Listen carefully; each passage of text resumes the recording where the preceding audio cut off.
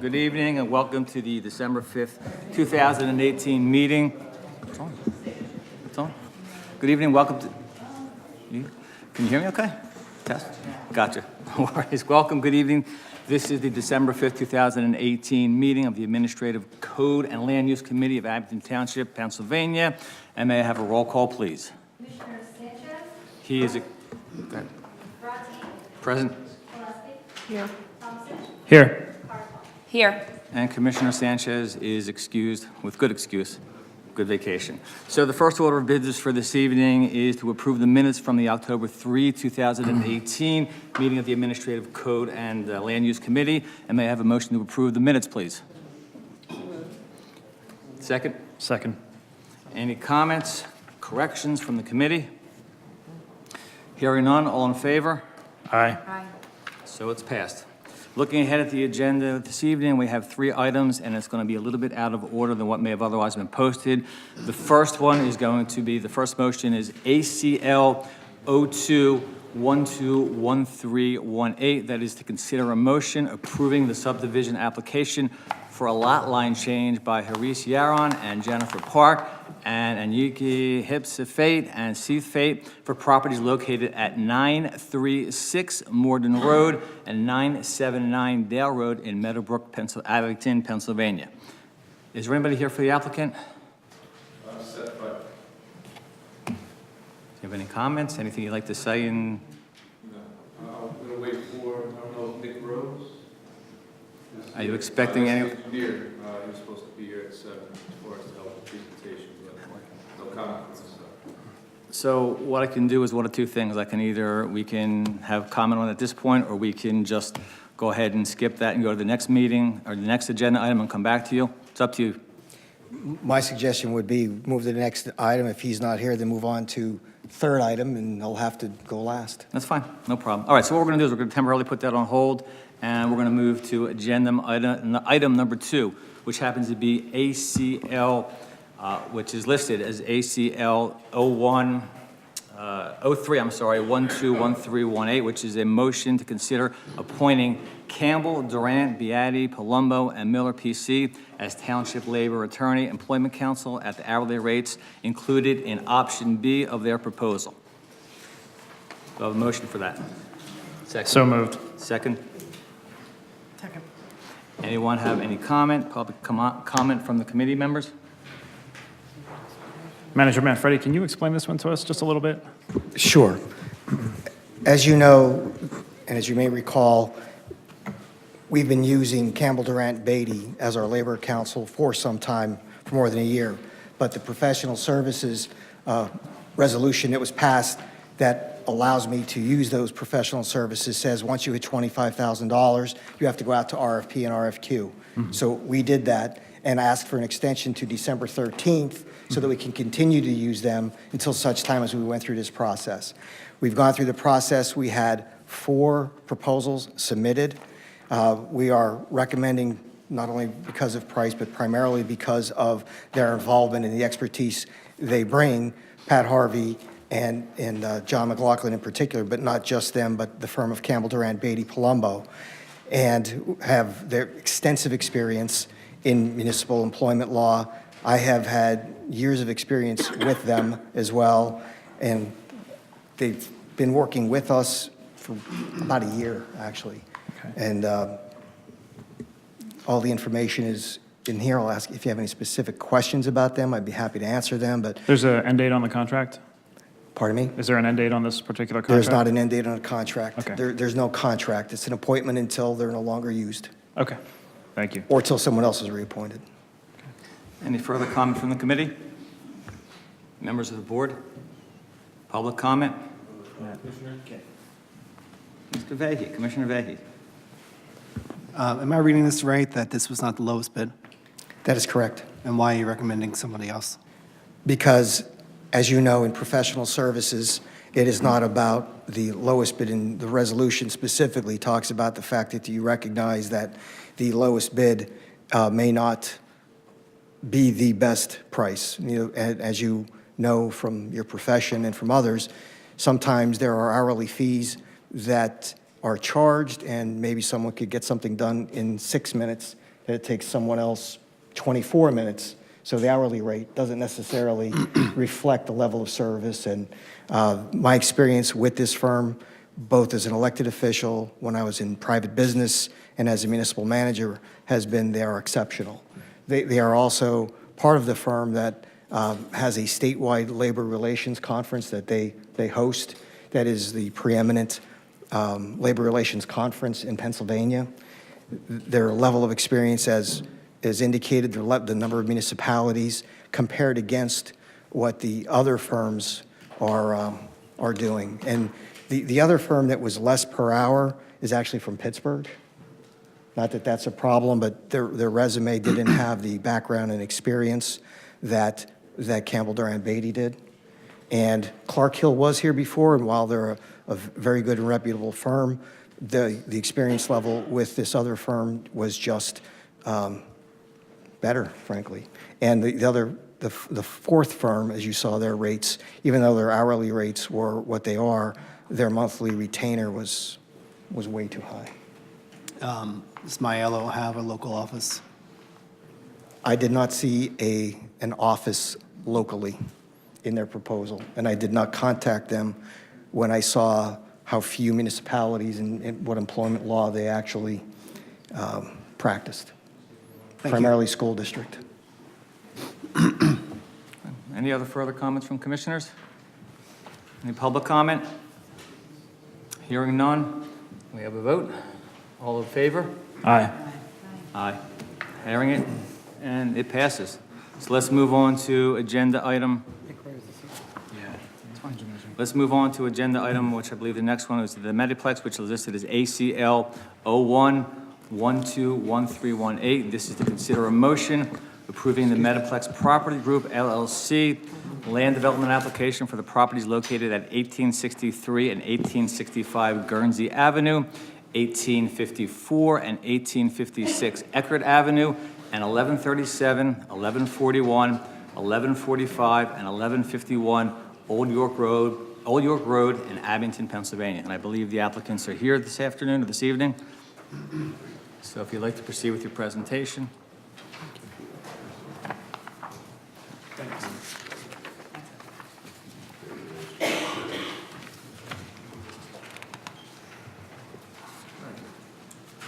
you, sir.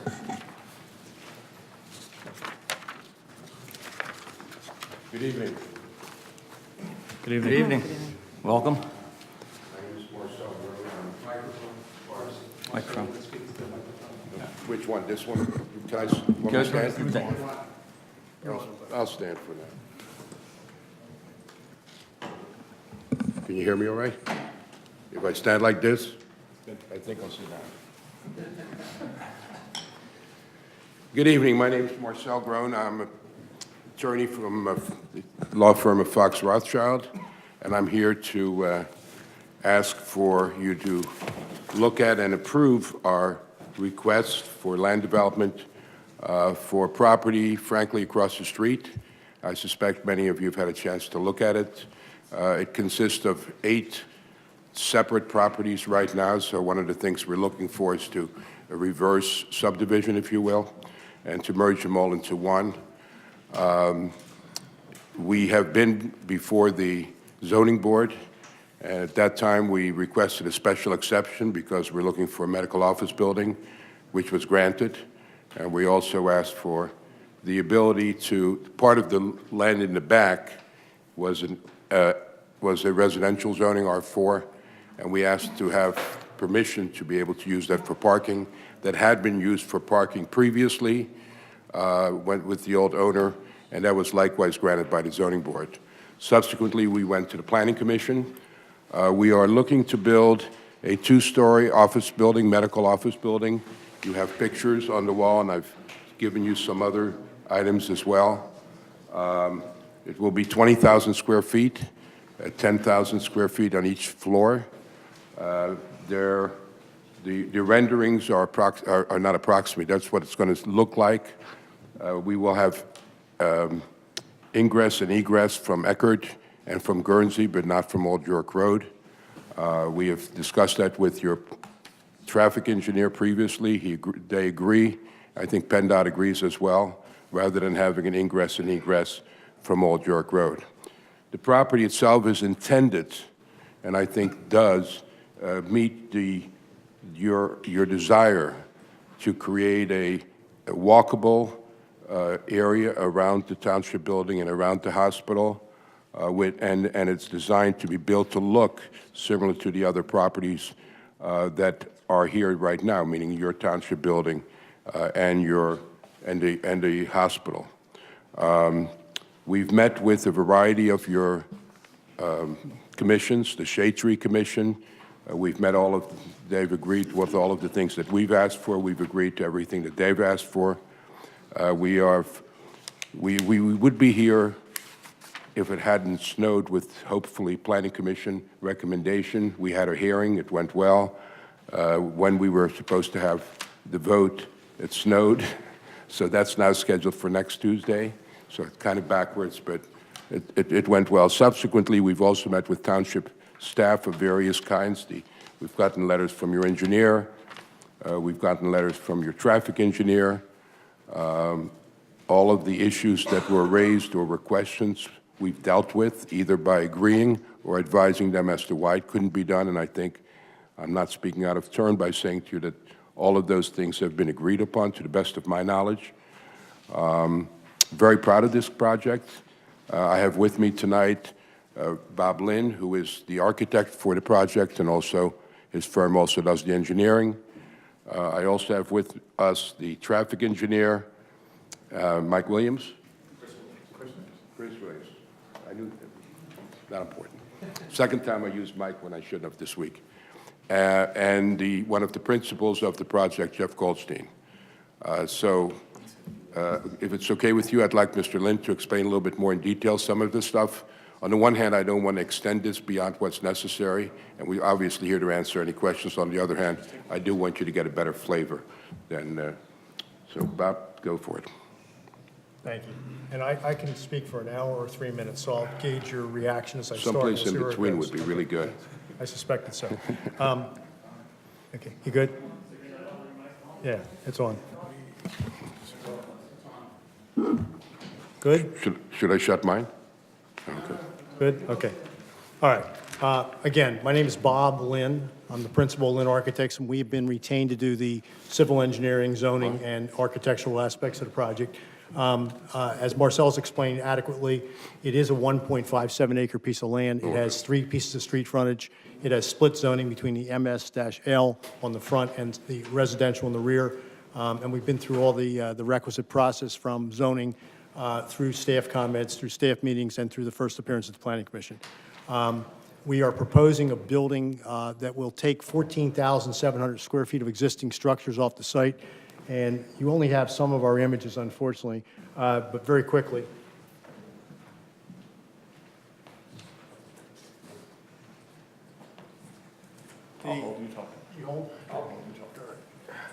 The site has a whole series of structures on it. It's currently totally vacant. Yeah, sorry, some of these were, there was. Yeah. Okay. Bob, can you? I can go anywhere you want. Yeah, it's not my water.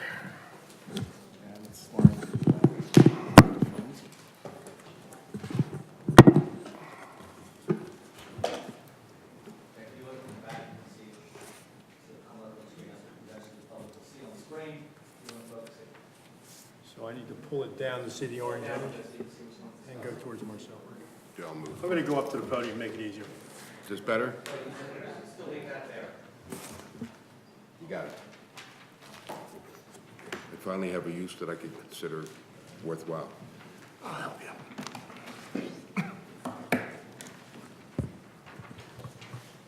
Okay, the image you see is a series of structures on the site. There's about 14,700 square feet. They are all vacant. We all remember E. Allen Reeves, who vacated the largest on the corner. There was a real estate agent, and there was another vacant building in the middle. There's a couple little illustrations that were passed out to the board showing some of the rear. If you haven't visited the back of the site, you'd be surprised how derelict many of the properties are. There's a whole series of barns and chicken coops and garages all the way down the side street. They're all coming off The new building has a parking field of 97 cars. It matches all the zoning constraints. It has passed the burden of the special exception relative to a medical office building in this district, so we're past that burden. The new property will have less impervious surface than the existing, so we actually have reduction on top of which there's currently no stormwater management whatsoever on the parcel. So we not only are reducing impervious surface, we're also doing obviously the stormwater mitigation, reducing 2-year storms to 1, et cetera. So for the first time, there'll be a benefit of some actual stormwater reduction. We received some staff comments, and maybe I could just talk quickly about those. I want to go back to, You want me to take this off? yeah, I'd like to actually lay the picture on the, there you go, please.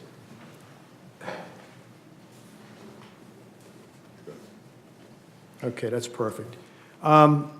We received some staff comments, and the plans which have been resubmitted reflected all the staff comments, both in-house staff and your third-party consultants.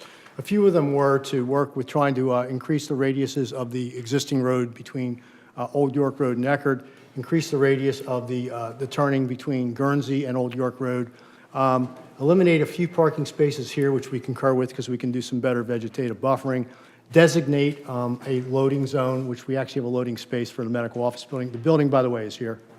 And designate 2 patient drop-off. We don't want to encourage drop-off where they sit and idle the car, but we have 2 patient drop-off spaces. Also designate where the staff are. The staff are all to the rear. For the first time on this property, there's actually a 20-foot wide full landscape buffer that has not existed to date to the properties to the rear. And even though there are some non-residential uses down the street, such as the electrical contractor, all these are residential structures, so we're trying to be sensitive to those. Full buffering around the site the rest of the way around. Image-wise, and again, we had sent it in, but could I pull that image? I'd just like you to take a peek. You have a streetscape fabric type of ordinance which tries to encourage you to work with a TND type of a street fabric.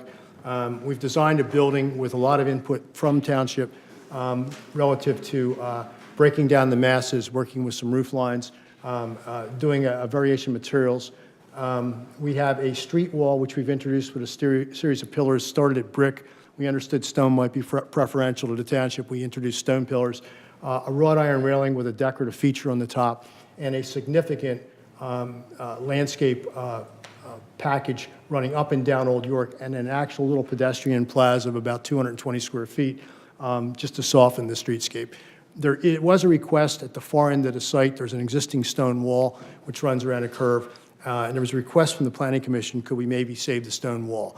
Our representation is we will save it as long as PennDOT endorses it. So I don't have PennDOT under my jurisdiction, but we will maintain that about 72 feet of the stone wall in the corner, just as a nod to the past, if you will. That's pretty much the executive summary of what we've done. Oh, one other feature. There was a request to put a, go back to this picture. There you go. Wait for it to focus. There was a request to introduce right there a little pork chop configuration island, with the fear that because Eckerd is one way in, people would pull out, get confused, and make a left turn since they can see Old York Road so quickly within proximity. So we actually introduced this little pork chop island, working with our traffic engineer, whose first name is indeed Chris, from McMahon Associates. And I've worked with Chris on a number of jobs. So we've introduced that feature as well. So we have incorporated every staff comment except one. And this, I'll leave this ultimately at your final action up to the elected officials. We have moved our vegetated strip inboard. We have a very significant vegetated strip inboard. The ordinance suggests that you have a 3-foot wide strip against Old York Road. Our experience has been it doesn't work, it doesn't live. It's a salt-laden environment, it has snow plowed on it, and that 3-foot strip becomes a gully, a rut of mud and cigarette butts. So we would rather keep the 10-foot sidewalk instead of reducing it down to a 7-foot sidewalk, and plant a significant tree-line buffer, a planted buffer on the interior edge. And again, I can work either way you want to go. My suggestion from experience is that this will be something that has longevity, whereas the other doesn't. It's probably the only deviation I can think of where we haven't done a will comply type of response to the comments. And I can speak for 37 more minutes, but I think I'll stop for a second and take a breath. Do you have any questions for Mr. Lynn? Yeah, I do. This is, the proposed use is a medical office building, correct? That's correct. Do we know what exactly that entails on this building? The reason I ask is because one of the planning commission comments requested a covered entrance. We have a small roof over our entrance. We don't have a covered entrance. It's 2 floors, 10,000 feet per floor. There is a single practitioner who is coming from locally for one of the entire floors, and I can't announce the name because of negotiations. That's but fine. Signed up on for, so one floor is a single practitioner. The other floor appears to be 2 practitioners. So there's only, it looks to us to be 3 practices in the building. So we, on our image, maybe I could pull it back up again. Which one? Just a picture. It's hard when your clients aren't that adept with these things. We'll get them to work. We do have a canopy, but we don't have a portico to pull underneath of. We introduced the canopy on the front, thinking that was the most effective solution. So I don't have a portico share like a hotel or something else. Right. One of the things we're very cognizant of is we would really want to maintain as much of the parking as possible. Understood. Which is kind of ironic. We originally had planned 100 units. By some of the changes we've made, like the pork chop and et cetera, that's down to 97. We really don't want to go below that, not only because we don't do, but either the tenants don't want us to get any less than that either. And we want to make sure that there's not parking on the side streets. The question was asked at the zoning hearing. I'm required to have 81 spaces on this site by your ordinance. There's some series of reductions of bus stops and shelters and all types of other components that I can reduce. But the last thing I want to do is have any possibility of any potential spin-off into the residential streets of parking. So, you know, I always say that the code, it's the minimum requirement of parking. I put as much parking as I possibly can on the site to ensure that I have adequate parking for my site. So we had 100, we did reduce to 97. I don't think that's an issue, but I don't want to reduce below that number. Okay. The reason I asked my question is because if there's any surgery going on inside of this building, even if it's outpatient, I believe you There's fall no- under the guidelines. The guidelines require that, but there's none of that here? Why don't I, Yeah. So there won't be any surgery. This will be a true medical office building, no procedures, no surgical. It won't be an Okay. outpatient surgery center. Okay, perfect. No, I understand the guidelines as another architect that you're referring to, so. Yeah, sorry, that's why I was asking that I question. know where you're going. Yep. Parking, you did mention the parking. Why is there so much parking on this particular project? When I read the planning commission, it said there were, I think, 15 excess parking spaces. I think that's Yeah, that's the Montgomery County Planning Commission. Right. Which took the position that less parking is better, and maybe that's true in some instances. We heard from the neighbors.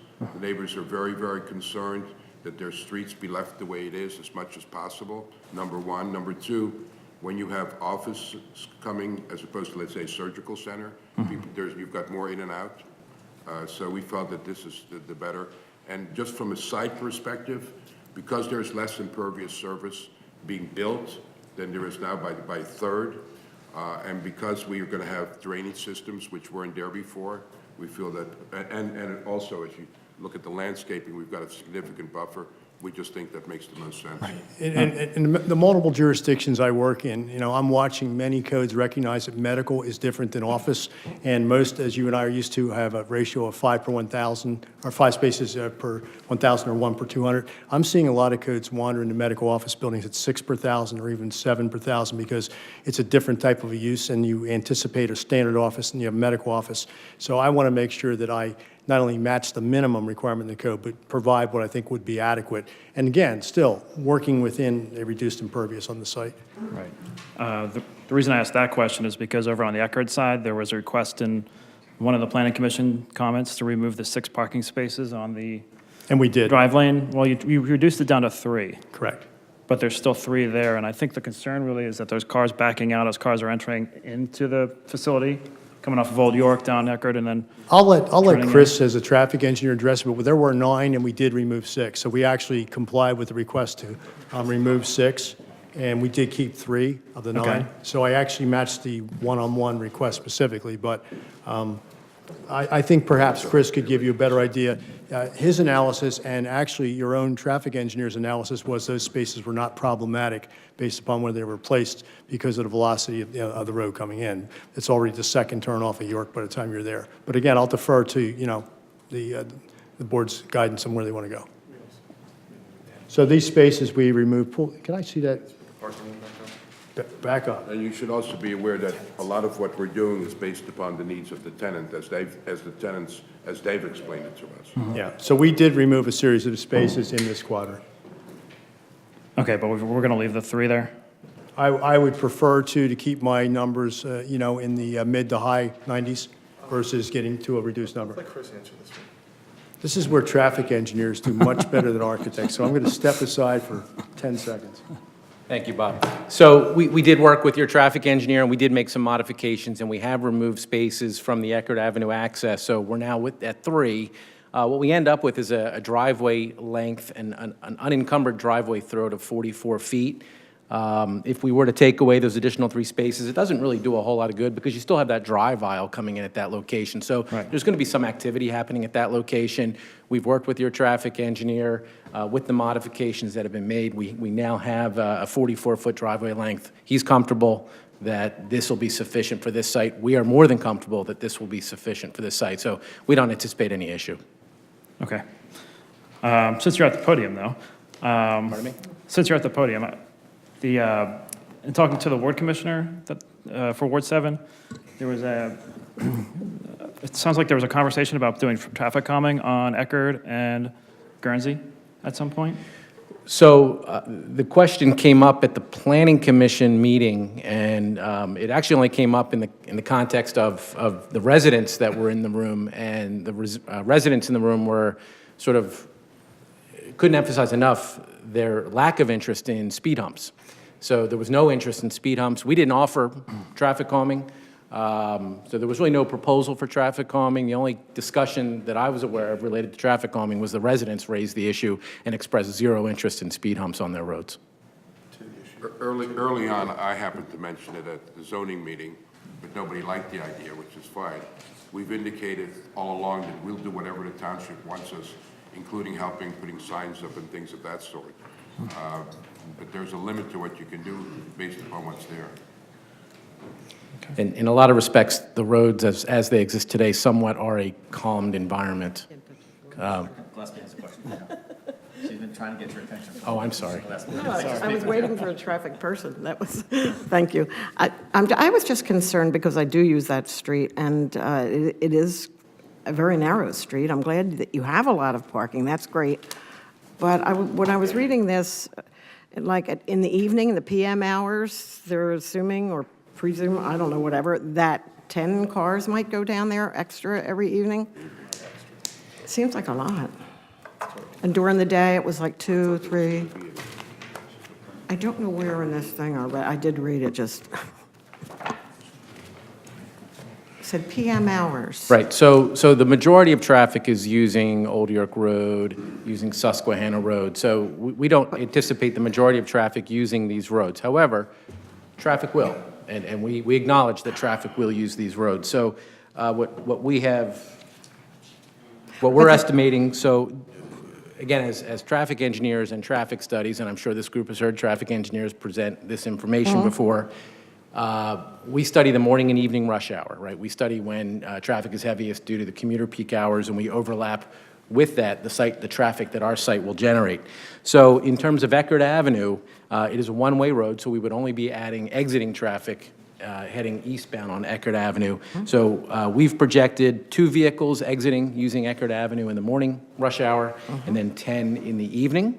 So 10 in the evening, it may sound like a lot. That's over the course of 1 hour. That's 1 vehicle every 6 minutes if they're arriving equitably throughout the hour. So it's in my opinion, not a lot of traffic on that roadway. It's 10 additional to the regular traffic that does To the go traffic through. that's there today. And- And the traffic that's there today is in the evening.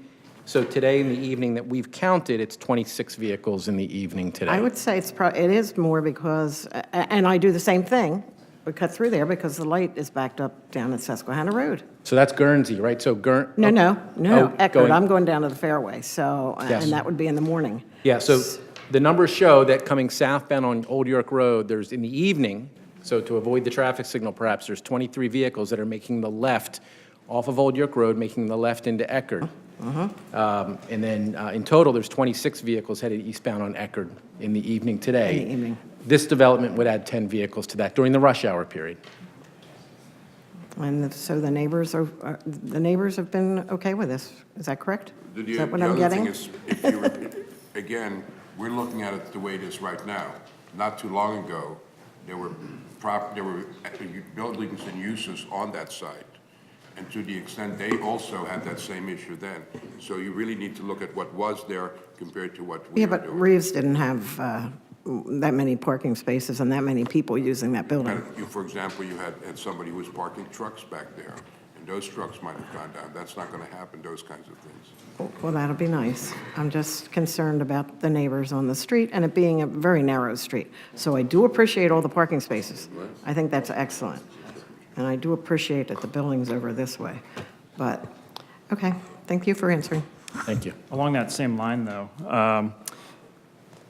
how many trips per hour do you think this is generating in the evening? You said it was 10? So, no, that was just using Eckerd Avenue. So in total, during the rush hour period, no, not yet. So during the rush hour, in the morning rush hour period, the site generates 30 entering trips, 9 exiting trips, so a total of 39 in the morning. In the evening rush hour, it's 20 entering, 39 exiting, so a total of 59 Okay, during the peak hour. okay. Yeah, it sounded low. I think the sewage treatment, the planning module said something about 20 patients per hour and 60 employees in this building. So that is it's anticipated for 60 employees, and 20 patients per hour is sort of the maximum anticipated patient, at least what we're estimating from talking to the tenants. 20 patients per hour is sort of the anticipated maximum. And are they all driving to the site, or are they walking? I mean, how do you? Well, so we've assumed everyone's driving. We've taken no credit or reductions for bus use or people that may be walking. But to be conservative, we're assuming everyone is driving for study purposes. Okay. Any other further, I think Commissioner DePlacido? Thanks. How does one access the facility traveling southbound on Old York Road, 611? So traveling southbound, one would make a left turn into the Eckerd. There's a left turn lane southbound on Old York Road to turn left into Eckerd, and then make a right turn into the driveway. At the top? Correct, right there. Okay.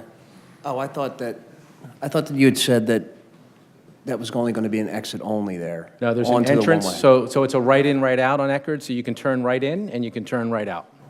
Oh, okay. All right, thanks. Commissioner Bowman?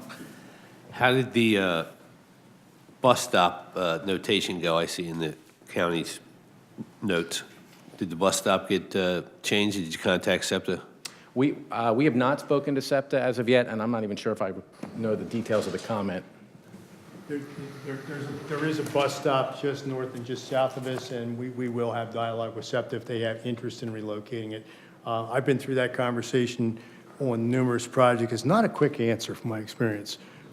We certainly can accommodate a bus stop if they choose to relocate it. Yeah, I can't imagine that they would want to move it from the corner because that's where they like to have stops. Yeah, I mean, again, we have an opportunity to put it mid block, but I mean, again, we're very happy to do it if the township feels it's of merit. I'm not sure it is, and if SEPTA feels it's of merit, but I've tried to move bus stops before, and it's a congressional act. Okay, thank you. Commissioner Spiegelman? Thank you, Commissioner Brodsky. This is a question, I guess, for Mr. Lynn. Yes, sir. There you are. With regard to the County Planning Commission's comments on historic preservation, I know I see in the renderings, and you mentioned briefly, you have the stone pillars along the along the sidewalk.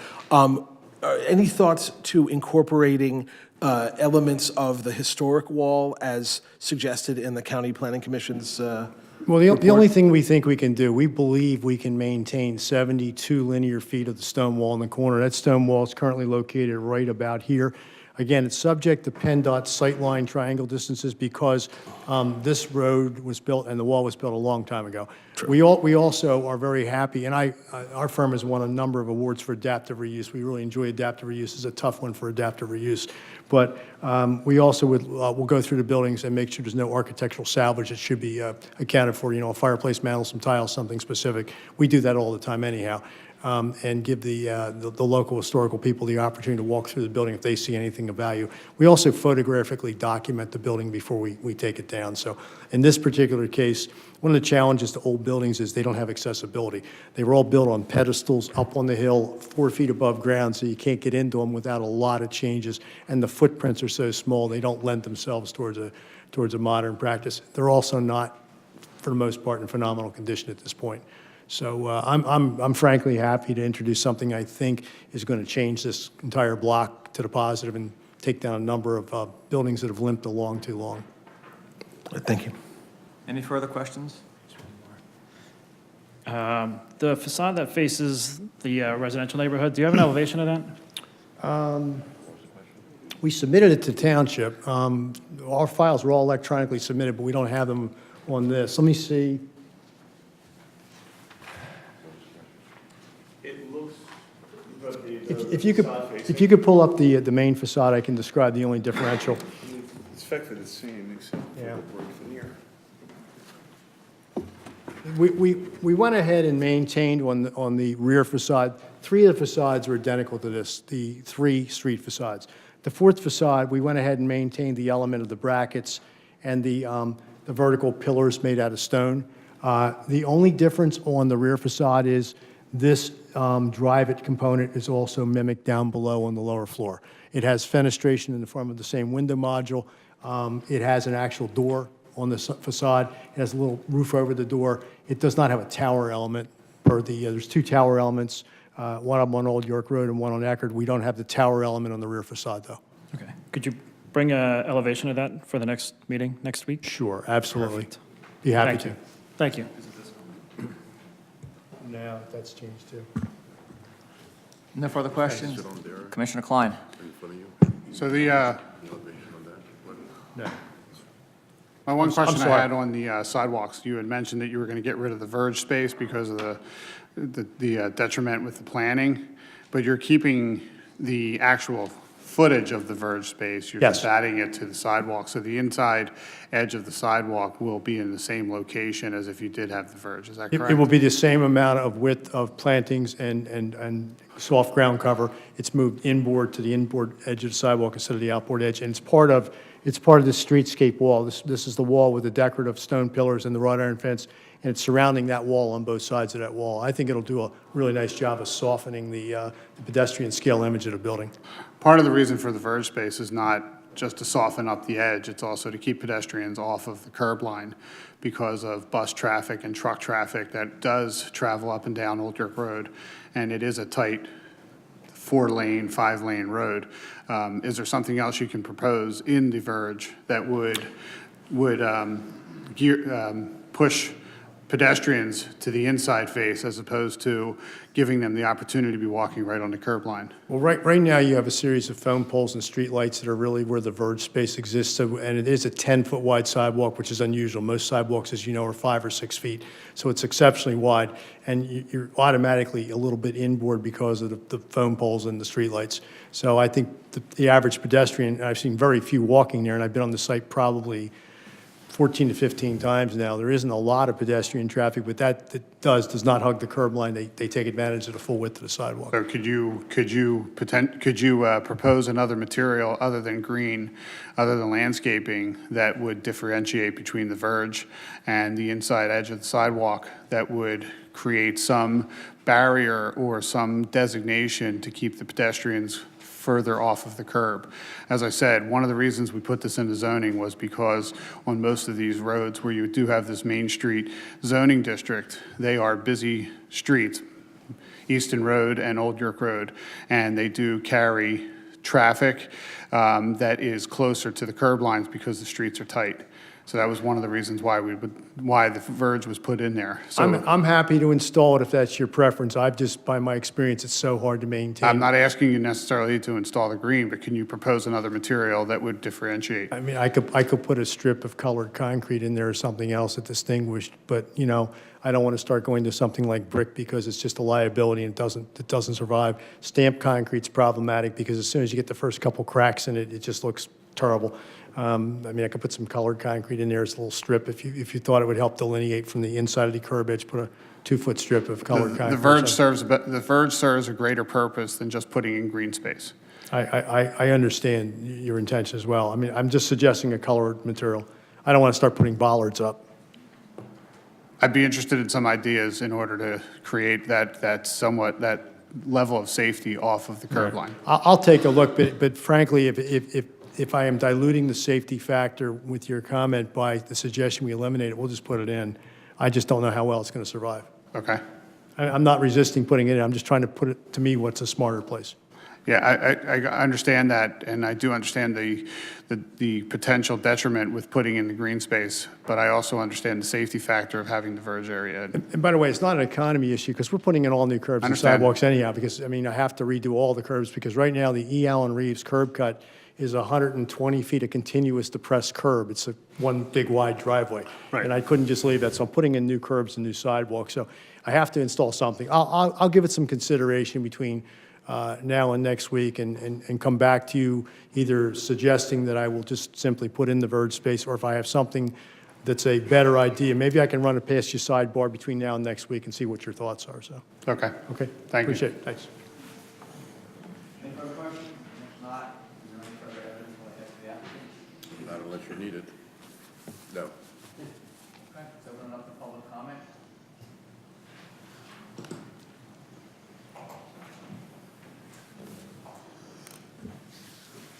Feel free to identify yourself with your name and address on the record, and please adhere to our speaking rules. Laura Lehman, 1431 Bryant Lane. So I see that most of the residents are not here, so we'll assume that they, at the Planning Commission, felt comfortable that they had been heard. And so one of the questions I would like to ask is, you know, do they feel that that's why the residents aren't here, that all the issues have been met? And in what way, from the Planning Commission meeting to now, did the residents learn that those things were installed? There's no way we could answer that. I will tell you that they were all notified by Commissioner Sanchez, I think, from what I saw. Furthermore, as you are aware, because you were there, we had at least one meeting just with the residents before we even submitted anything. We had a meeting with the residents at the zoning board. We had a meeting at the Planning Commission. I think for the most part, from what I can tell, the residents are comfortable with what we've proposed, but I can't speak for them, and I'm sure there'll be some that may not agree with me, but we've done everything we can with the residents to try to be to work with them as much as possible. So you said you saw the email from Commissioner Sanchez, so you realize... I believe there was a email sent out to a lot of, I don't know if it's to all the residents or not, indicating that this matter was being heard today. Okay, so that email, I think, came yesterday, that there was a meeting tonight. I believe, am I not mistaken? I actually think they just got that yesterday. So my concern is whether they're not here because they already had plans and couldn't rearrange things, or whether they actually are comfortable that all of the things that they suggested are being incorporated. I mean, that is a concern. What's also a concern is that, you know, I was at those meetings and I asked to be notified and have not been.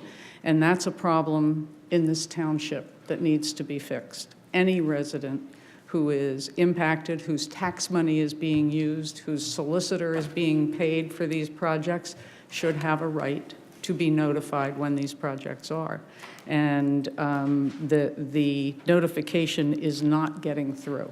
And I would certainly like to see that fixed. I would like to know where the water, so the water system now is going to retain more water than previously was done. I guess there was no stormwater management on the property. Where will that water go?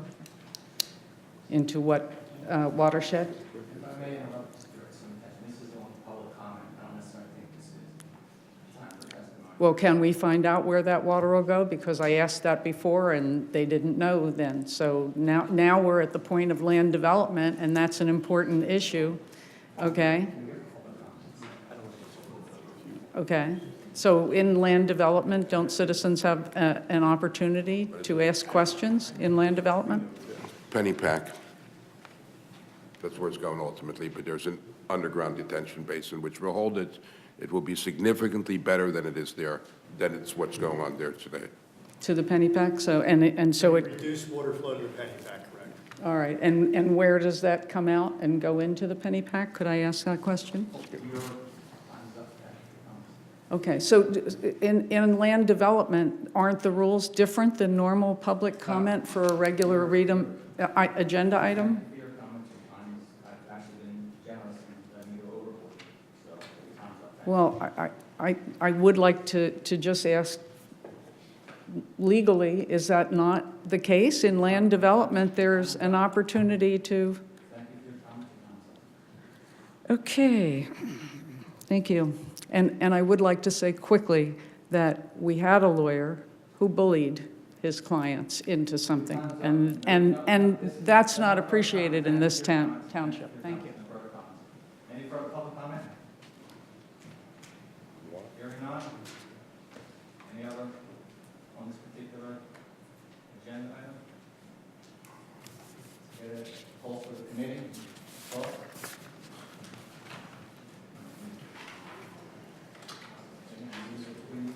Okay. Commissioner Brodsky? Yes, I'm going to ask. Okay. So this would, you would, what would be in order is for a motion to pass this on to the full board on the 13th, inasmuch as they will be back to the Planning Commission on the 11th, and you will await a recommendation from the Planning Commission. No, that's fine. That's next week, I believe? 13th. 13th. Okay, then we have the Board of Commissioners the following day. So I you'll believe. pass it forward Correct. without recommendation. That's fine. Do we have a motion for that? I'll make a go ahead. No, go ahead. I'll make a motion to pass this forward onto the Board of Commissioners meeting after the Planning Commission meeting next week on December the 11th. And do we have a second? Second. All in favor? Aye. Any opposed? Having none, that concludes this particular agenda item for this evening. So Thank you thank you, very gentlemen, much, for your ladies and gentlemen. appreciated, for your time and your effort.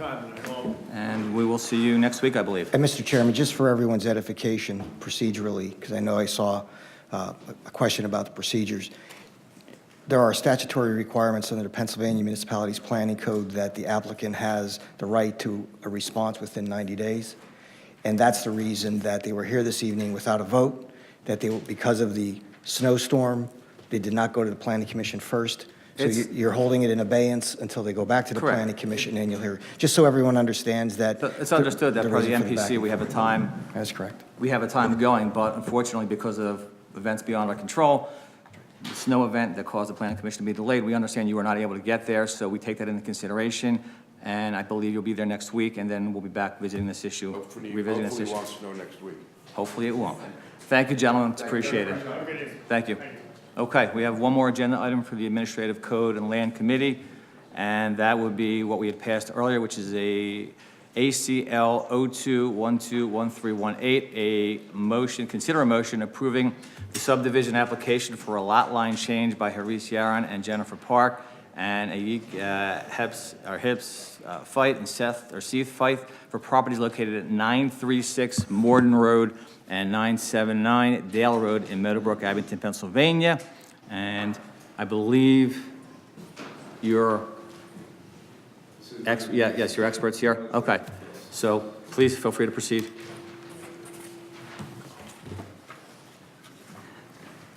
Good evening, Nick Rose from Protract Engineering. I apologize for my voice, I'm a little raspy here. Yes, you have actually seen this before to some degree, because what we were here before you before was, there we go.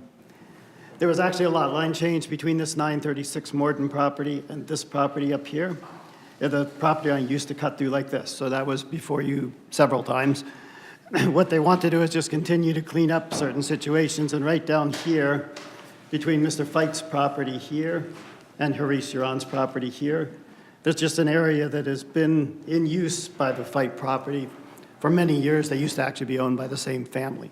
So what they would like to do is just take this about 6,000 square feet and adjoin it to the Fight property, taking it away from the, go ahead, I don't want to hold you up there, taking it away from the Yaron property. So it's just simply a lot line change to split that 6,000 feet off, 6,000 square feet approximately. Because of all we went through with the other lot line change, this one was pretty straightforward. We have a letter with no comments from the county and a letter from your staff with just a few miscellaneous cleanup comments. We have actually the same waivers that were requested before, and we understand that the language for the sidewalk waiver would be the same as before, that you would require installation of Morton Road sidewalk if a land development or subdivision was done in the future. That's all I have as far as the introduction to the project, unless there are any questions. It's just a lot line change. Committee members? Commissioner Thompson? Well, first, thanks for noting the sidewalk issue. But second, can you tell me what's driving the jagged shape of the lot line, the new lot line? Yes, there's an area here. There's an area here that just has been used by this applicant. There's a path here, there's some paths in here, and there's a fence that goes along part of that line. The jog you see right here is actually because there's a 10-foot requirement between the tennis court, which is right here, and the lot line. So that's why you see a little jog here. And I believe staff had put in an additional waiver request for that irregular lot line. But it does all follow physical So it's all constraints following along that existing line. conditions? Yes. Okay, all right, thank you. Any other further questions from committee members? Board in general? Commissioner Klein? What will be the total square footage of the smaller of the two properties? The smaller two, well, it's just the one property that's smaller on Dale Road would actually bump up to 60,901 square feet. 60,000? Yes, so it's well above the 1 acre requirement for this And what will district. be the size of the larger of the two properties after the subdivision? That drops down to just over 140,000 square feet. And you said that the note for the sidewalks will be identical, except for referencing, I guess you'll have to submit and work that through the solicitor's office, that note references the proper resolutions or subdivisions to make it current and enforceable. Because the note that was on the drawing after the last subdivision was specific to the subdivision with the Titlemans and Frey. And I want to make sure that this note does not get lost and does not have any loopholes in them. So that will be, do I have a commitment from both of the property owners that they'll work with the solicitor's office to make sure that that note is specific and is enforceable going forward? Yes, we intend to use the exact same wording, subject to the different owners' names, but yes. That's what I'm talking about. I want to make sure that this is clear. Yes, we'll certainly make sure with Mr. Clark's office that that is Okay. sufficient. Thank you. Any further comments from any other commissioners? Any public comment? Hearing none? All in favor? All right, you gotta make a motion. Well, let's make the motion to, thanks, to consider the motion to approve, I make a motion to approve the subdivision application for the lot line change for by Harish Yaron and Jennifer Park, and Anuk Hibbs Fight and Seath Fight for properties located at 936 Morden Road and 979 Dale Road, Meadowbrook, Abington, noting the conditions or the requirements by Commissioner Klein. And do we have a second for that? Second. All in favor? Aye.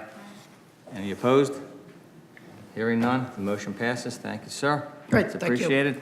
And before we conclude for public comment, one thing I'd like to note for the record that I did not mention at the beginning, there were no presentations and no unfinished business for this particular committee for this meeting itself. So all we dealt with today was new business. I would like that just noted for the record itself. Is there any public comment at all for any of the items discussed this evening?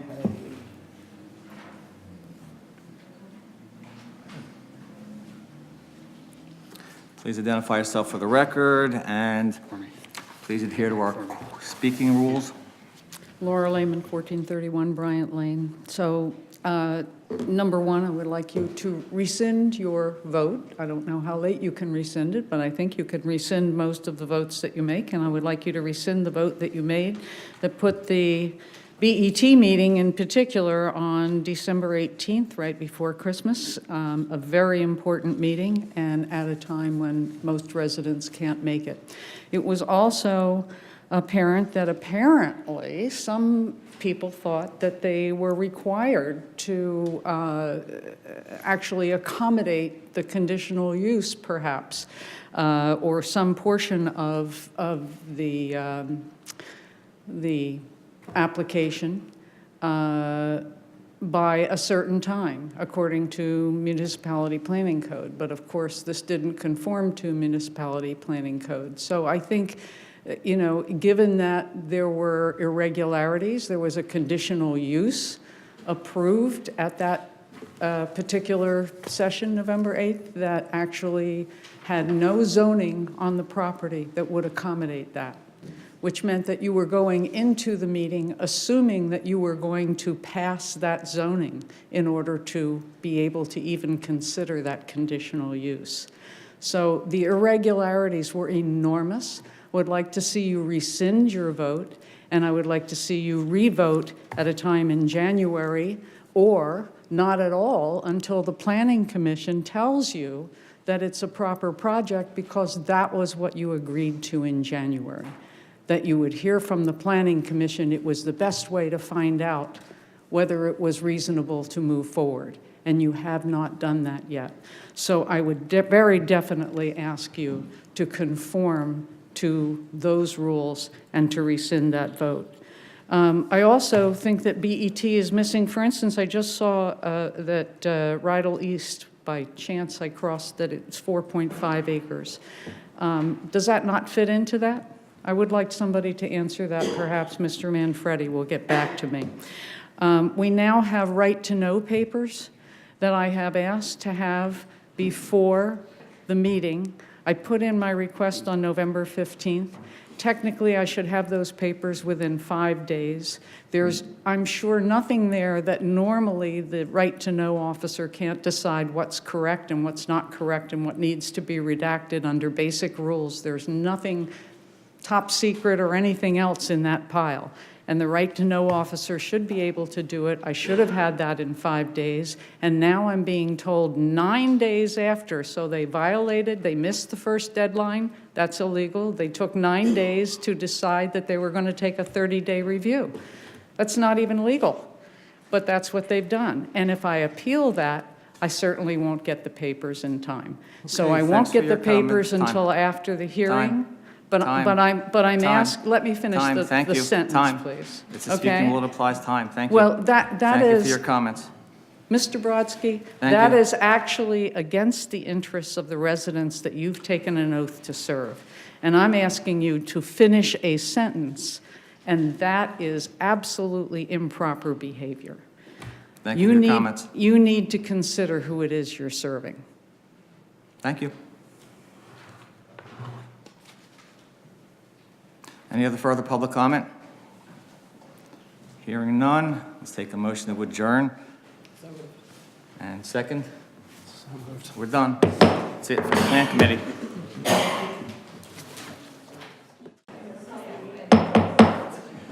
I call to order the December 5, 2018 Public Works Committee meeting.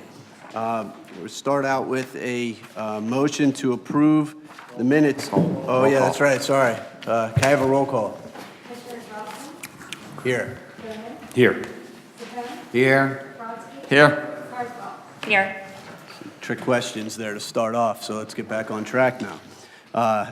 We'll now move to a motion to approve the minutes of the October 3, 2018 Public Works Committee meeting. Do I have a second? Second. Anyone have any comments, questions, corrections on that, those minutes? Hearing none. All those in favor? Aye. Aye. Motion passes. No presentation tonight, no unfinished business, so we'll move right into our one item of new business.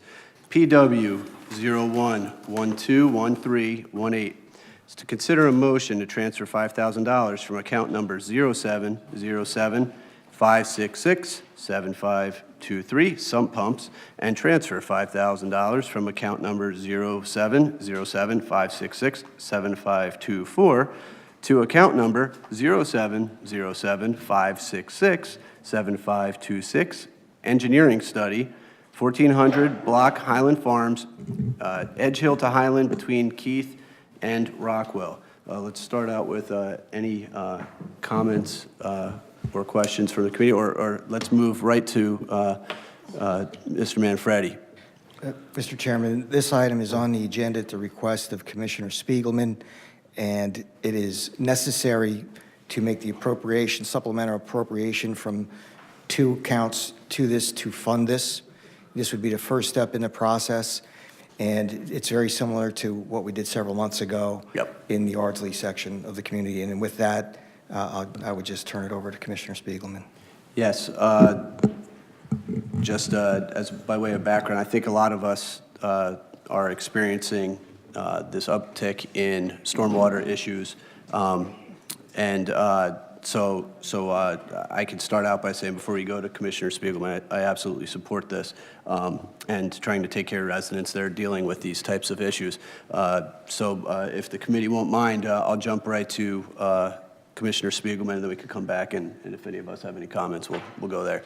Commissioner Spiegelman, take it. Thank you, Commissioner Rothman. I appreciate your support, and I will try to be uncharacteristically brief. As Manager Manfredi said, this is similar in numerous ways to the recent remediation that was approved for Ardsley North Hills, I guess primarily Ardsley. In that this is an area that is long suffering for years, an area that has needed and has been waiting, folks have been waiting for long-awaited remediation. This is sort of a unique configuration, again, also much like that Ardsley situation, that just sends water into this one particular area. Many folks are suffering, none more than the folks at the nadir of this basically basin along the 1400 block of Wheatsheaf Lane.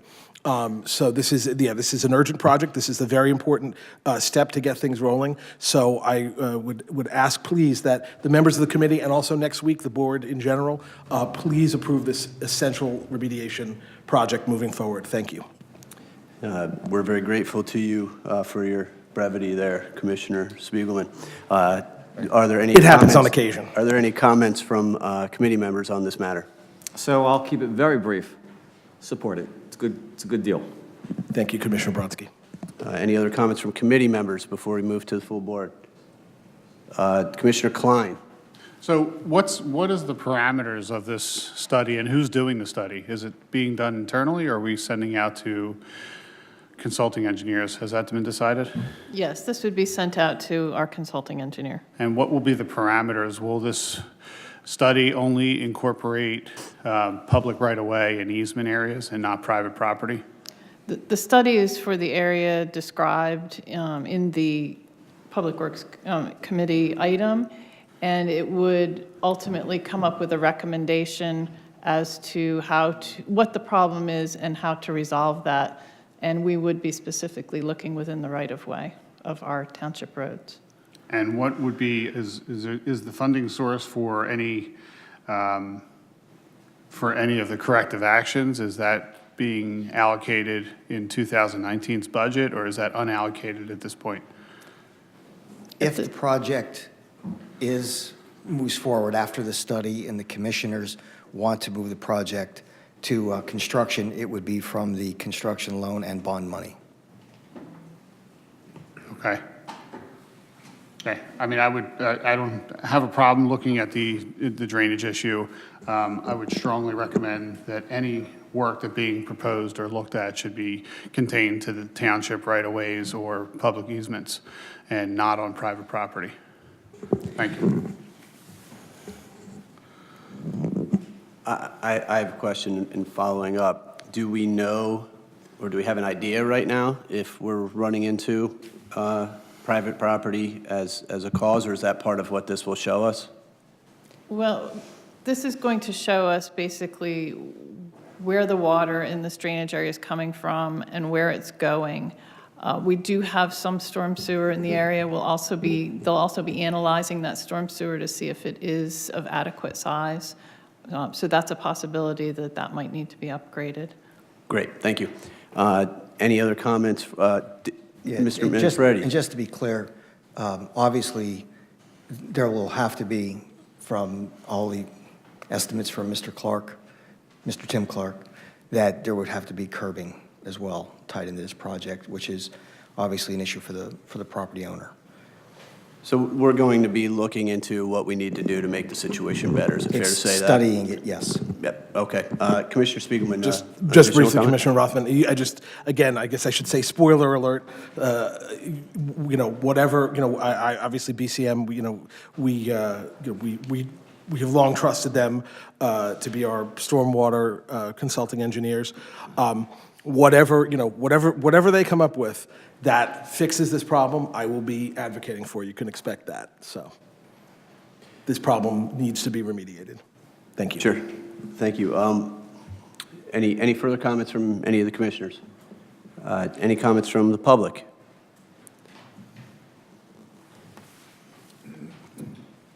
Please state your name and address for the record, sir.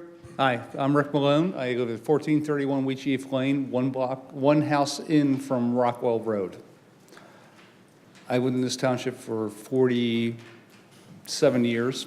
My wife has lived here for 58 years. Lived in the same house for 54 years. This water problem is not new. It's been here for years. Everything runs downhill to us, down into Abington Pharmacy, the Merritt gas station. In '88, when we had the hurricane, we had cars floating. Commissioner's been over, manager has been over. The sump pump runs every 20 seconds, pretty much anytime it rains. We got fences falling down. We have issues here.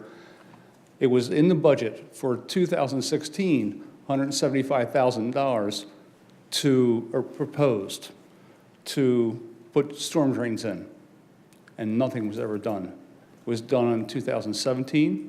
All of a sudden, it disappears in 2018. It's in the proposed budget. It's in the paperwork. It's there. We need it solved. Bottom line. I appreciate your attendance and your comments, sir. Thank you for that. Commissioner Rothman, if I can just add, if I can have one thing. Yeah, I can verify. Not only does I mean, this is just one of many constantly running sump pumps all along that block, but it's not only does it run constantly. Obviously, when it rains, it runs for days and days after. It's forever trying to catch up, and that applies to the entire block. In fact, there are folks on the block, individual homes that have 3-4 sump pumps running constantly. It's insane. Thank you. Do we have any other public comment on this matter before the committee votes? I have a follow-up comment. Commissioner Or a question, Klein. I should say. The $175 that the speaker spoke about, what did that include? What kind of work? Or was there no specifics to it? Does anybody know? Who wants to answer There were that? no specifics. There was a request by the then township engineer to include $175,000 in the budget, that because there was no specifics or plan, it was not approved to be in the budget in 2017. Thank you. Was there someone who had public comment, additional comment? Sorry, I couldn't see you behind the... Laura Lehman, 1431 Bryant Lane. So in the same way that I would like to have some understanding for how that conditional use that didn't have zoning actually got approved and onto the schedule for a hearing, I would also like to know what we just heard was that we had studies and information on this issue, and then it kind of disappeared out of the budget. And so how did that happen? Do we know, and can that be tracked down? I would like to see that you track it down. That would be my comment. Okay? And get an answer back to the people involved as to how that was on the radar and then got off the radar, which is... I think it may save some time. I believe that question was just answered by Manager Manfredi as to it was thrown, not thrown, it was included, that number, without support for it, without a study having been done. So it needed this step to be able to go to that next step in the future, which is where we're at this point in time. So But I mean, how did it not naturally go there and get done when we had cars floating down the street in '88? How did that not naturally get to be fixed? You weren't here Sure. back in 2008 when I began to collect all the people that had flooding problems, and they held a big flooding meeting and came up with $30 million worth of things Yeah, that I- should have been done, but If people I knew may, that. if I may, I mean, I think the point now is that we're working, we have it appears that we're going to vote in favor of proceeding to try to get that Oh, issue I'm addressed for glad residents there. that. Yeah, No, yeah. I'm glad for that, but I think we need to find out where the problem in the processes are. As you know, that's my issue and why I keep coming back to this podium. Yeah, thank you for your comments. Anybody else with comments, or shall we proceed? Not on this. Okay, well, we already voted. Never mind. That was public comment, right? Or do we vote on this? No. We didn't vote. That was comment on this item. Yeah, We still it should was a vote on while, yeah. Let's vote on it. All right, did you have comment on this? No. Okay. Well then, would someone like to make a motion on this matter? I make the motion as written, unless you want Do I to have a completely second? read. It speaks for itself. It's a pretty straightforward motion, so I make a motion that we approve it as is. Do we have a second? Second. All in favor? All those in favor? Aye. Aye. Any opposed? That motion passes. Thank you very much. You're welcome, Commissioner Spiegelman. Now, moving on, is there public comment from the public on any public works matter? I have a comment I want to make. If you may, before we do that, Commissioner Bowman wants to. Yeah, make if we a could, comment. just before we get to public comment, since this is going out to all the residents, and I see Angelo is here, everyone should know that the leaf collection is behind. There's no need to call your commissioner and ask why your leaves haven't been picked up. They're just a few days behind. It's been wet. They're slow. It's hard. It's cold. So just understand they will get to you. They got my side of the street today, and that's maybe 8-9 days late. So hang in there. And Rosalind and Ardsley, they're on the way. Okay? Thanks.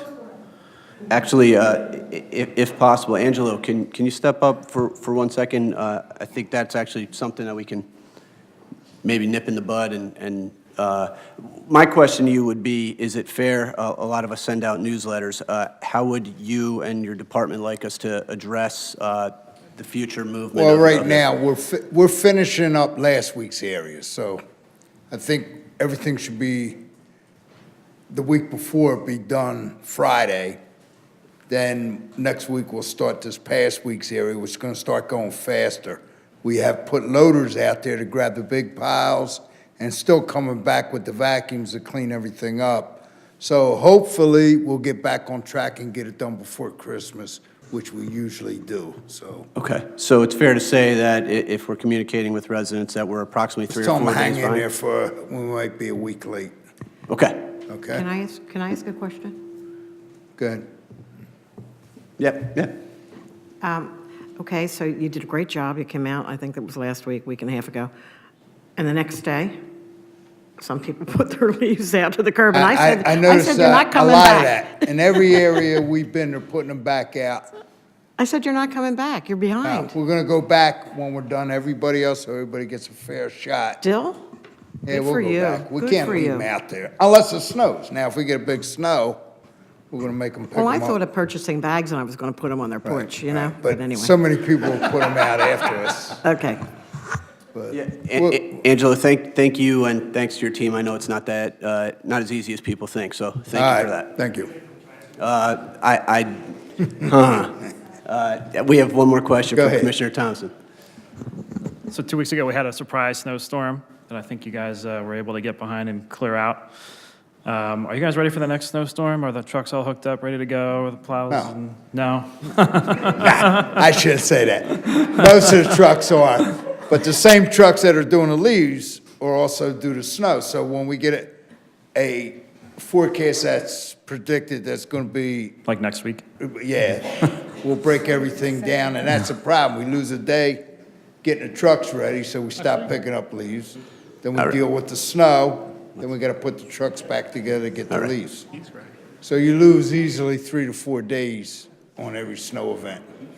Okay. Angela, one reminder, these meetings are recorded, so that joke, you could get in trouble for that. So, Okay, yeah, all right. let's go. We always do our job. Yeah, you do. You guys are great. Thank you for that. Now we can Rothman. move to public comment. Commissioner Rothman, I have one question for Ms. Montgomery. Okay, yeah, because Angelo gets to sit down now. He took enough. Yeah, I'm done with proceed. Yeah. Mill Road. Do we have a schedule on paving for Mill Road? The contractor has committed to getting that done before the end of the year. I know Mr. Clark has been in contact with them this week to get that final schedule from them. Okay. Let me say something on that. I think. No, I didn't ask you. I didn't ask you. I think I they're didn't gonna, ask- I I think didn't they're ask. moving in there in the next couple of days because they asked us to pick up the leaves Okay. so they can pave the road, so it should be happening sooner than later. Way to go, Angelo. Angelo is a friend. Run. All right, public comment. Please proceed. Laura Lehman, 1431 Bryant Lane. So, Commissioner, as Chair of the Public Works Committee, if I had some public works legislation that I would like to propose, how would I do that? How would I get you to consider writing some legislation that might fix something in the Public Works Department? You have my email and phone number. So just make that request. Well, that's where we would start. Okay. So that relates back to another meeting where I was trying to get that answer out and could not get a straight answer on that. It does seem that when we need legislation, we just ask our commissioners. And as Chair of Public Works, if I had Public Works issue, I should be asking you. I'm speaking for me. If you want to speak with me, you can reach out to me and I'll respond. Thank you. I appreciate that. So the other question I had is the Agua PA thing and the water situation. I had been trying now for 4 months to understand fully. When Agua sent their letter out, they said that they were combining the wastewater revenue and the water revenue. And that was joined in order for them to make their case for a rate increase. So by joining those revenues, meaning their costs for wastewater, their costs for providing water, we, when we get the rate increase, are paying, in my way of thinking of this, and I can't find another way to look at it, we're paying for the wastewater treatment of all the other places. But we have our own wastewater treatment, so ours is separate. I've been asking Mr. Wrigley to find out from them how that affects us and how we are differentiated in that way from the average ratepayer who does not provide their own. So in other words, I'm supplementing Cheltenham's and the other failing systems that they bought that they're now renovating, and I'm also paying for my own. Cheltenham's not paying for mine because I pay for it, but I'm paying for Cheltenham's because it's in Agua's big basket. So that's how I'm looking at it. If I'm looking at it wrong, I want to understand that. In these 4 months, Mr. Wrigley's not been able to get through to anybody at Agua to understand that and correct it for me. Do you understand it, or can I get an answer on that somehow from somewhere? Manager Manfredi, do you have some information on this? The simple and short answer is it is a request made of the Pennsylvania Public Utility Commission. They will be the ones to make the determination as to whether or not those rates will cross over municipal boundaries or not. They typically do not do that, but we cannot answer that question. It's a PUC question, which should be directed to the PUC. That question specifically should be directed to the PUC, or if there's a concern, that's the reason they have public hearings for the public. So I did direct it to the PUC, could not get an answer, and yes, someone else who went to the PUC directed that question in their comments so that they've had it as a comment, but we can't seem to get an answer. This is the first answer I've had that the municipalities might be treated differently. So I would like to have some follow-up on that. It sounded like you weren't sure. Well, because I have no idea how the Public Utility Commission is going to rule on an application before them.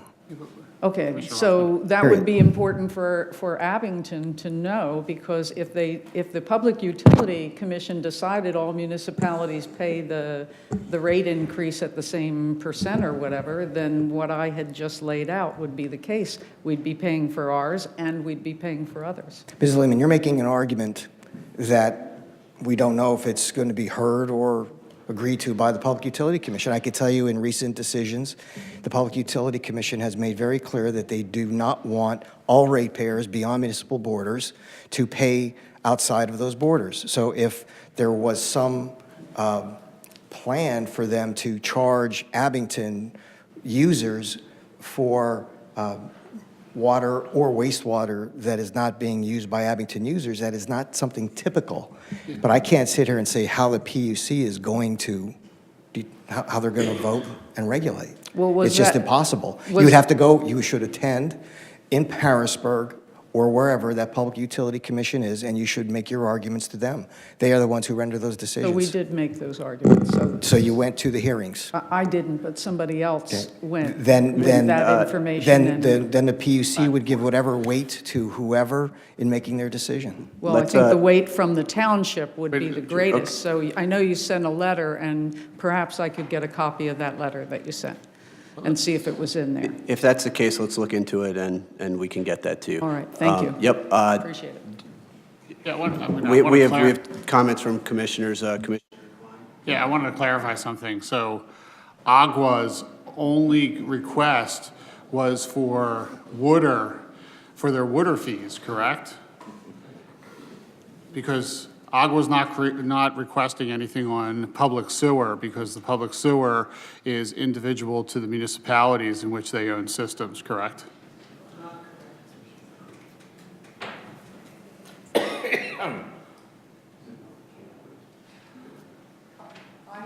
Well, I'm not asking you. Believe me, I'm not asking you. Hold on, wait. Yeah, I'm not asking you. Guys, let's settle down. This is going on for a while now. I think we all want to sort of wrap it up, or at least head that way. Commissioner Spiegelman has a comment, too. Mr. Manfredi, if that's not something you're able to answer right now. I don't have the Aqua request for a rate increase in front of me, so I'd prefer to have it in front of me or Sure. refresh my memory before I answer the question. I'm not aware that they're seeking a rate increase to wastewater. Right. So therefore, the mingling of those funds is not, they have to show that through their application to the PUC. And they're only requesting a rate increase for the supply water, for the domestic water. So Agua is not looking for anything to come on the sewer end. So that all is being, those rates are determined throughout the municipalities or areas in which they own the sewer systems. So the mingling of that is an incorrect assumption. And Agua right now is only looking for their increase in the domestic water. Is that a statement or a question? It's a statement. Okay. That's not true.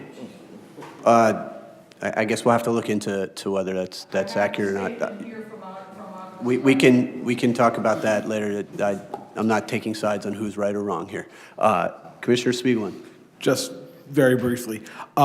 As I recall, when I was waiting for a really, really long time to testify by phone in the hearing in Harrisburg, I think somebody raised a similar concern that sounded like Ms. Lehman's concern. Now, there wasn't a question and answer kind of thing, but I think that was voiced by at least one person in the public hearing process. I don't, again, no answers, but I think it's out there somewhere. So I believe the concern that's being raised is with the purchase of the Cheltenham system by Aqua and the rate increase that they're seeking related to that.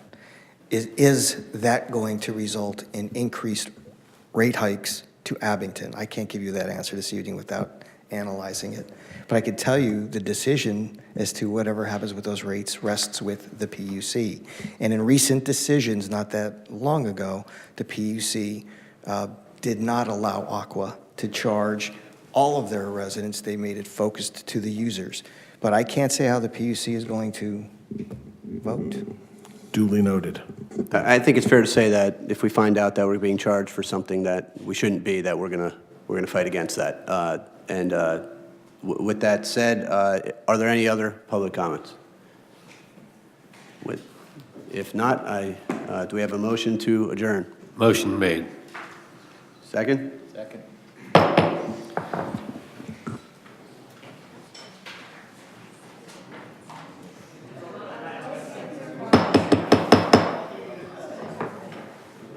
Good evening. I'd like to call the Public Safety Committee of December 5th, 2018 to order. Can I have a roll call, please? Here. Here. Here. Here. Oh, sorry. Commissioner Thompson is here, Sorry, for I'm the here. record. I missed that. And so is he. Okay, can we have an approval of minutes of October 3rd, 2018? I so move. Second. It's been moved and seconded. Any corrections or additions? Hearing none, all those in favor? Aye. All righty, thank you very much. So we have a short, I think, Just a couple presentation. comments. Yeah, just a okay, couple. From our Chief of Police? Yes, Pat thank you, Malloy. Commissioner Schreiber. Just two comments, public service announcements, and just for information only, since we did not respond publicly. But over the last several months, we've had incidents of hate literature being distributed in various sections of the township, Meadowbrook, Rydell, Roslyn, Ardsley, and other areas, just recently today on Pheasant. And I just wanted to notify everybody that we, as a police department and as a community, strongly condemn the hateful rhetoric. Although we know it's protected by the First Amendment, these individuals, and I'm not going to repeat the name of the group or give them any credibility at all, they do come out under the cover of darkness. We believe that they're throwing the literature onto driveways. It's unfortunately, our residents are alarmed. They call us very upset.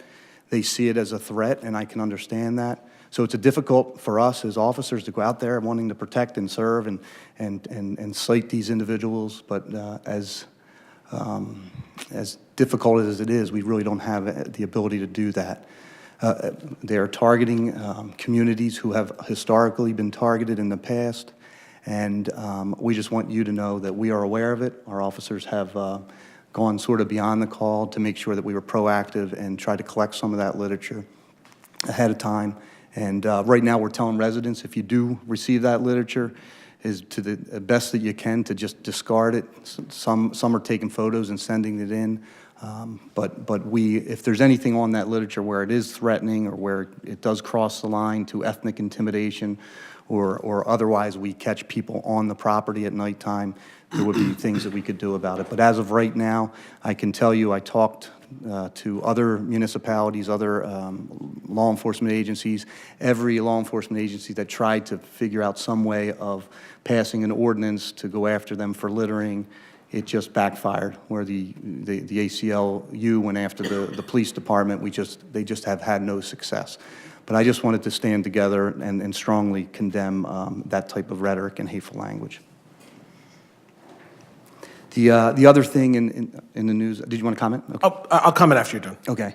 Thank you, Chief. We've had an incident the other day where a vehicle with two males approached juveniles walking home from school. We've had another incident last night, early last evening, that we're still looking into.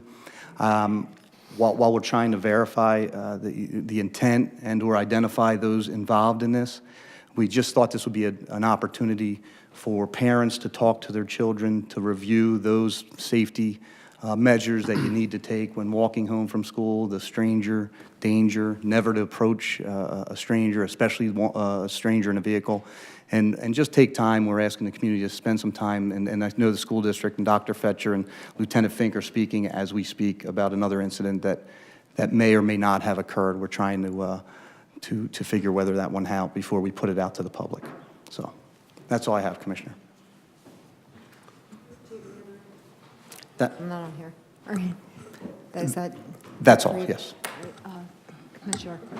Thanks, Chief. I ask this once in a while, but I think it might be a good idea. When you have something like the stranger danger, these types of things, I know kids are taught this in school, But if you guys ever have flyers or anything like that that we could just throw into our newsletters, post on Facebook, anywhere like that, even if it's the same thing each year that we're putting back up, something like that's consistent year upon year, I think it's worth it because we do have people that read the newsletters and ask us questions, what can we do to make things more safe, et cetera. So that, frankly, that would extend to anything that you felt would be, or anybody in your department feels would be useful for us to share. Right. Sergeant Gillespie will get that out to you. Thank you. I also wanted to say about the hate literature, just to make the point, and you did sort of say this, but that other communities in this area have also, it's not something that's just Abington local, so I want people to know that as well. That is correct. It has gone on in Upper Moreland, Hatboro, and it generates some media interest, but we're trying to downplay that as best we can. Yeah, thank you. Commissioner Spiegelman, I believe. Oh, I'm sorry. Commissioner Fahey's on the committee. Absolutely.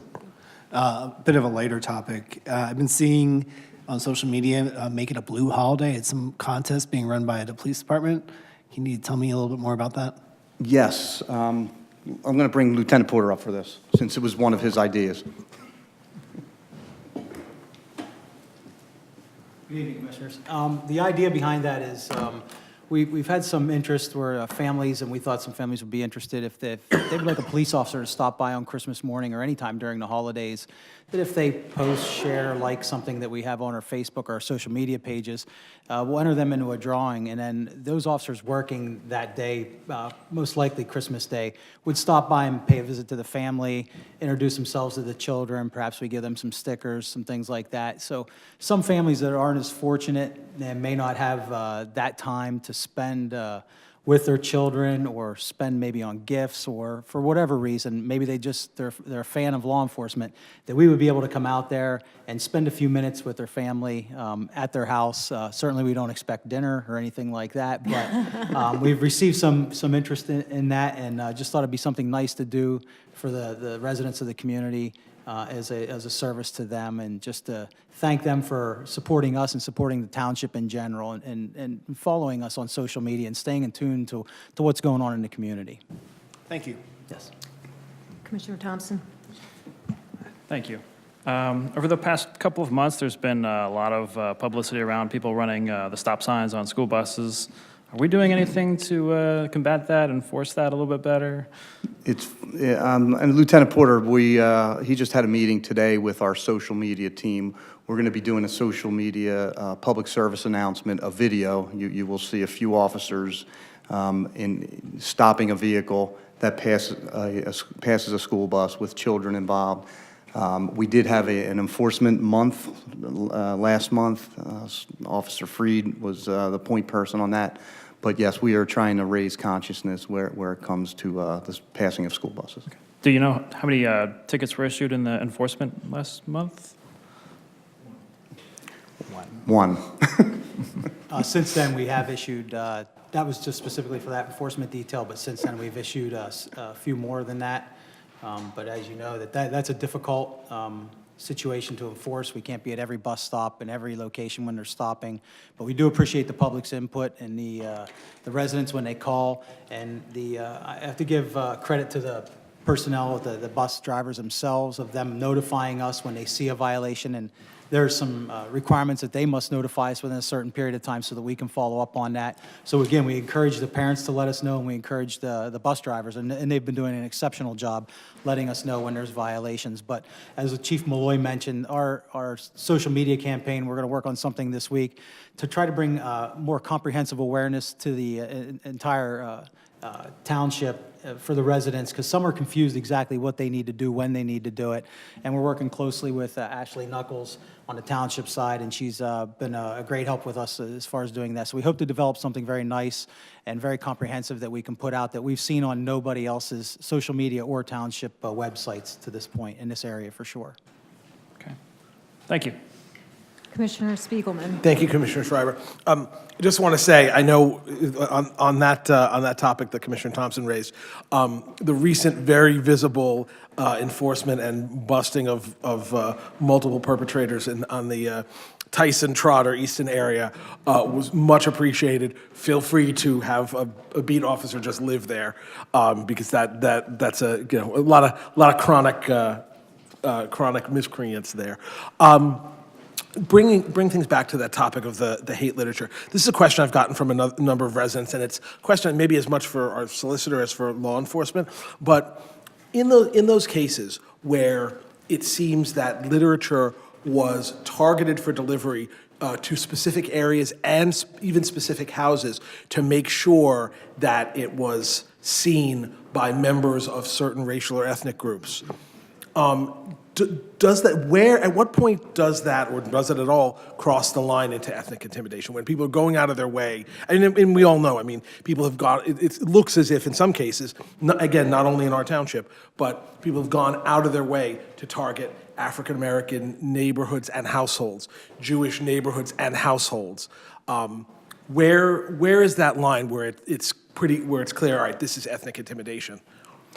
Yeah, Commissioner, first of all, just in our cases, all of these incidents have been diverse neighborhoods. We've had some neighborhoods maybe more proportionally Jewish than others. So, but I will tell you that we still, the nature of the drop, the way they dropped it, what's on the literature, while it's completely reprehensible, makes no sense. The ethnic intimidation, unless we were to prove that that individual knew ahead of time what he or she was doing, encroached on the property, and there were threats, if we could tie those things together, I think we would have an ethnic intimidation case. But that's easier said than done. And again, we did consult our attorney on this, one of our attorneys, and he was telling us that if we were to go after this group in any way, and I'm sure Michael Clark would concur here, that we would have to go after those that are advertising for Christmas bazaars and or advertising for Joe's Meat Market, for example, any number of things. Of course, they're not in the same category, but when you take the elements of the delivery, the way they delivered it, and the fact that there are First Amendment protections here, that's what we're sort of constrained by. To the best of my knowledge, there's no hate at Joe's Meat Market. Thank you very much for that clarification, Pat. Commissioner Schreiber? Commissioner Klein. So as the chief has mentioned, in my ward, I've experienced this probably about 3 times now, and I would tell you that from my understanding, they're not that targeted. The people that I've spoken to, it's been all different types of people receiving it. I think they're just going along a street and dropping. I would tell you that it's not a wonder that this is happening. Racism and anti-Semitism is clearly on the rise, and this is a result of the reprehensible speech that we're getting out of the highest levels of our governmental offices. And it's imperative upon all of us to condemn that type of rhetoric, and that's what's causing this free flow of racism and anti-Semitism, and it's disgusting. So, thank you. Any other comments? Thank you. Thank you. All right, thank you. All right, moving ahead with our agenda. We have one item under unfinished business. PS1 is to motion to adopt ordinance number 2163, amending Chapter 156, Vehicles and Traffic, Article 2, Traffic Regulations, Section 14, Stop Intersections, and Article 3, Parking Regulations, Section 25, Parking Prohibited at all times, no parking between signs, no parking here to corner, and I so move. Second. It's been moved and seconded. Any comments, questions? Commissioners, staff, audience? Hearing none, all those in favor? Aye. Any opposed? Motion carries. And we have 2 items under new business.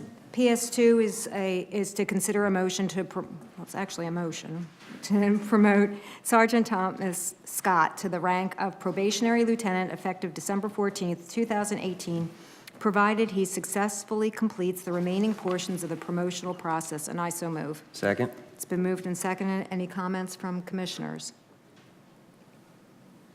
Staff, audience? Hearing none. All those in favor? Aye. Any opposed? Motion carries.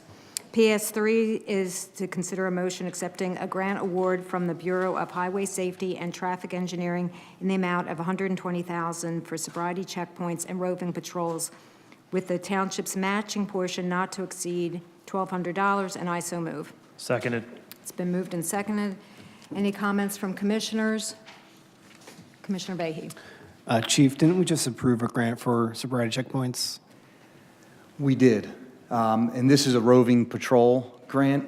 So we have sobriety checkpoints where Sergeant Joe Blythe is the coordinator, which it's a multi-jurisdictional administration involving other police officers in various locations.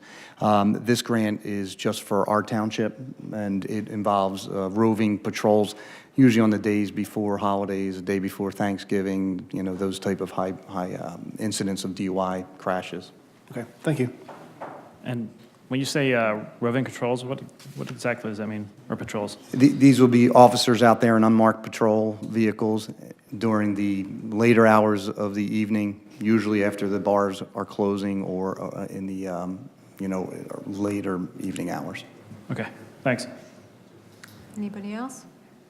Staff, audience?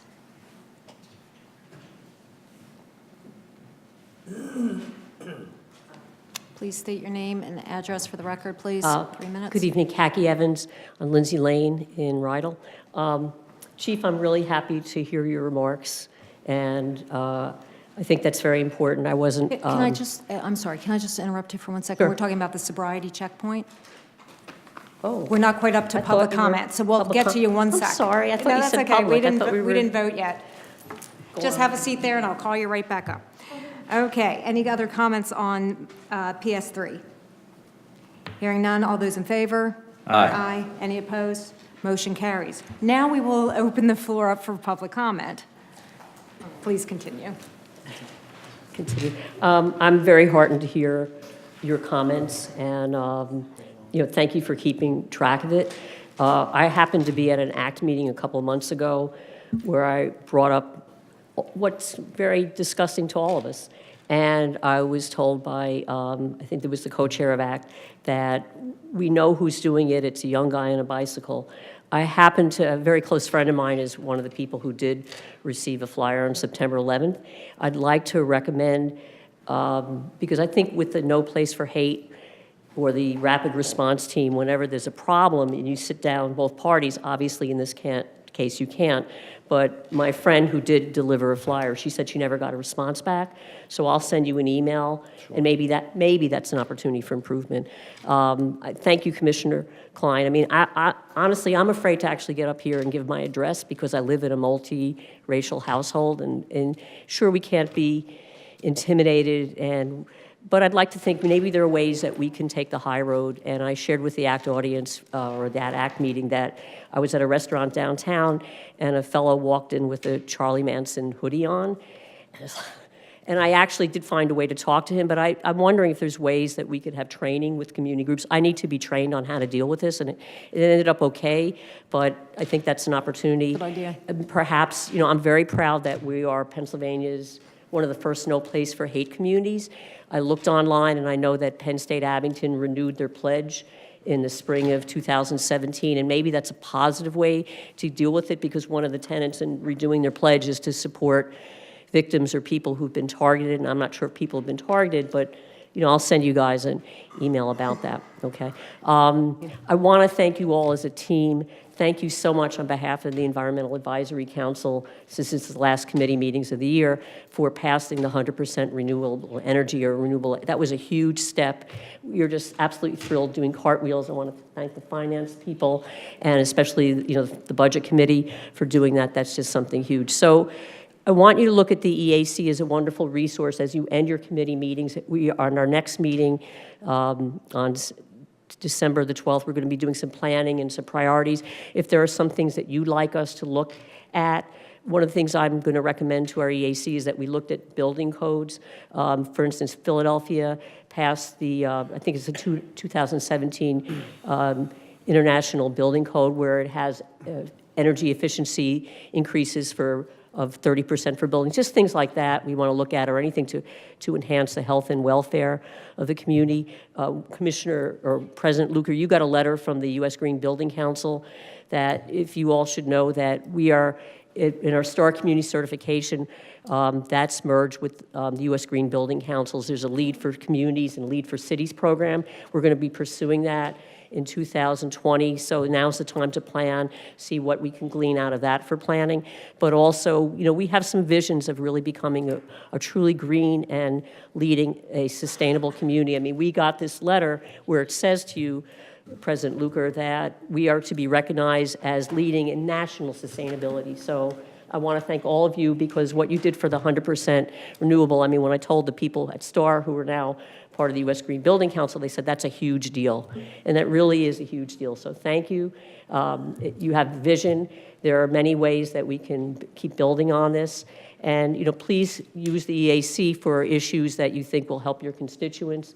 I would like to start looking at, you know, any new construction, you know, how do we have zero net energy buildings? I'd like to see that perhaps we start giving density bonuses for businesses that commit to 100% green energy. I mean, these are things that we can do. So maybe this isn't the time or place, but it's, you know, while I am have you going all- to interrupt you. You are over your time, and sorry. No, that's okay. But that would probably come out under John Spiegelman's, Commissioner Spiegelman's, Right. in I'm the sorry. future. It's called Public Affairs. It wasn't renamed after me, you know, despite my lobbying efforts. I had two other meetings tonight, so Yeah. I'm here late, but, you know, thank you all But very no, much. but thank you for your comments. Thank you. Yes. Commissioner, I just wanted to make one comment on Kaki's original assertion that they believe that September 11th, we had video surveillance of what looked like a juvenile on a bicycle delivering these leaflets back then. That turned out not to be the case. It was an adult male who lived in a neighboring jurisdiction that they identified, and we believe he was tossing them out of a vehicle. So it wasn't a juvenile. That was a big concern of ours, Kaki, at the time. I just wanted to put that out there. Thank But you for clearing Lieutenant that Porter up. will follow up with Did you have her comments about trying to get something together with our Abington Community Task Force and others. Okay, thank you. Thank you for your comments. Any other comments related to public safety?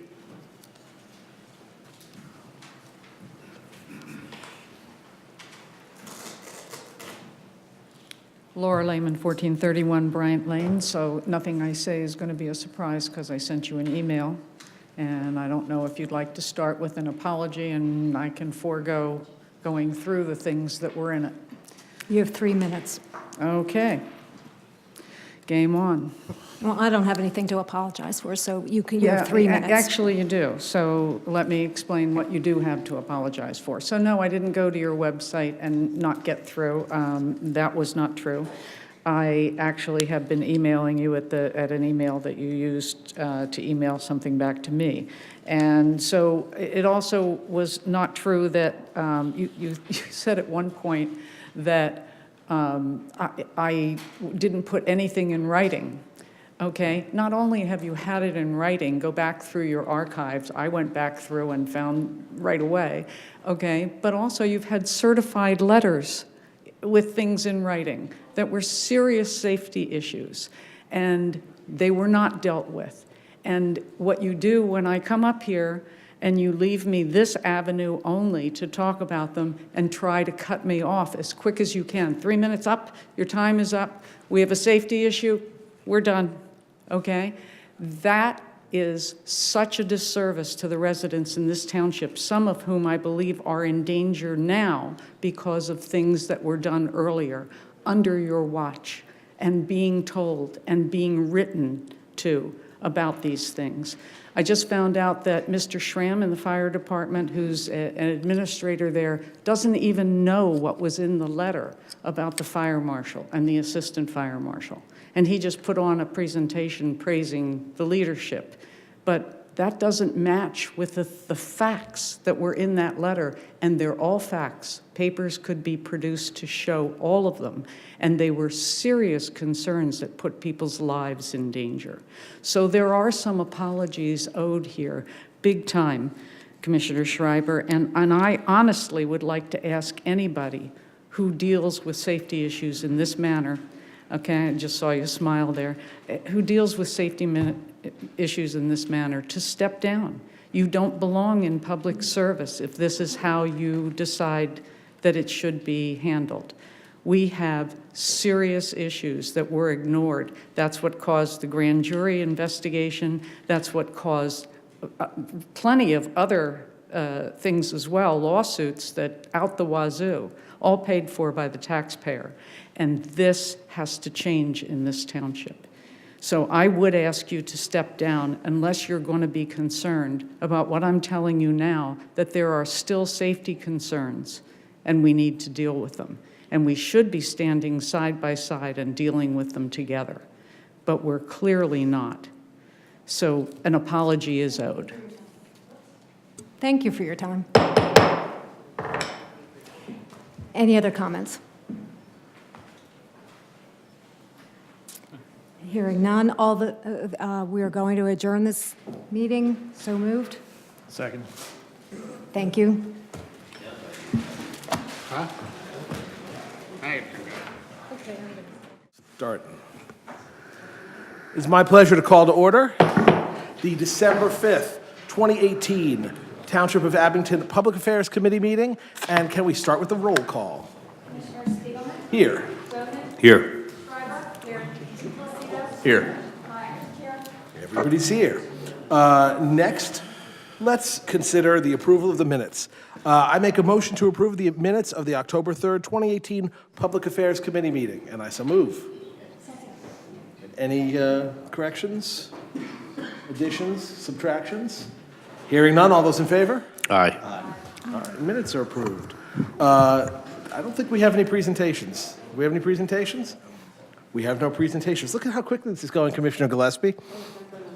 We have one item of unfinished business, and that is item PA-01. This is a motion to approve the installation of a new fire alarm panel system to monitor the sprinkler system at the Crestmont Clubhouse and additional costs as a result of unforeseen soils conditions, and I so move. Okay, it's been moved and seconded. Director Strother, do you want to discuss a little background on this? Yes, sir. Good evening, Mr. Chairman and Commissioners. The change order that's before you contains 3 separate items. That was additional costs that was incurred during the construction period of the Crestmont Clubhouse. 2 of the items are in your board package reviewing those items. The first item is concerning for unforeseen soil conditions that was discovered during construction, and our on-site geotechnical engineer had rejected the conditions of the soils and ordered an over-excavation of the soils, creating additional costs for the general contractor. The second item is for the fire alarm panel, which the design professionals, when they assembled and were in the design phase, putting together the construction documents, followed the International Building Code that was adopted by the township, and it did not require fire protection or a fire alarm system. We had submitted those plans and documented it, and it went to a third-party review for the review, and after they have completed their review, we submitted those drawings to the township, and there was a comment from the fire marshal that it was required to be installed. During that time period, the township governing body had approved the lowest bid, and we had entered into a contract. During a pre-construction meeting, this was made known to the design team, and we set in motion to comply with that to install a fire alarm system and also a sprinkler system. And the contractor, at his own risk, installed the fire alarm system, and it was reviewed and approved by the fire marshal. Everything was installed in accordance with the fire marshal requirement, and the contractor is just asking for be compensated for the fire alarm system, in which, going back as far as procurement, it was a delete alternate, so we had a competitive bid for the price for the fire alarm system, which was known to us. So we're just carrying that cost forward. We had hoped to, during the construction period, to value engineer and balance out the costs. We found some savings to absorb some of these costs. but the project was completed. It was well documented by the architect, and everything went as planned. Our hope was to resolve these issues, but unfortunately, we weren't. So we're coming back to the board for consideration of change order 001. All right, thank you, Director Strother. Let's start with any questions or comments from members of the committee. Commissioner Bowman. So it's in there, right? We're just approving Yes. it so it can get paid? Yes. Okay, that's fine. Commissioner Myers. Who is paying this for this? Is this township fund? No, not township funds will be paid by CDBG, the federal government. So this is just part of the process that we have to approve a change order in order for the project to be paid for? Is that? Yes. Any other questions, comments from members of the committee? Commissioners in general. Commissioner Thompson. I'm sorry, at the beginning of your statement, you said there were 3 change orders that we were talking about, or is there only 2? That's correct. There is a third item. It's in the item. It was for wire molding. The electrical engineer has specified galvanized conduiting to be installed in the cathedral spaces. This works well on the exterior, but on the interior, the electrician picked it up and installed wire molding, and it blends in very well with the wood trusses and the wood ceiling deck. I have a photograph to show you the differences. It's okay, I just, who provided the direction to the electrician to actually do that? Quite frankly, me. I was on site every day during the construction period, and it was just brought to my attention that it would be much more aesthetically pleasing to have wire mold. Wasn't the galvanized was paintable, correct? No. Okay, thanks. All right, any other questions or comments from Commissioner Klein? So I'm unclear as to the process, and you and I have had several conversations about this whole issue with the fire alarm and the fire sprinkler. When was the earliest that either the BCO or the fire marshal's office were brought into the process by either the architect or yourself?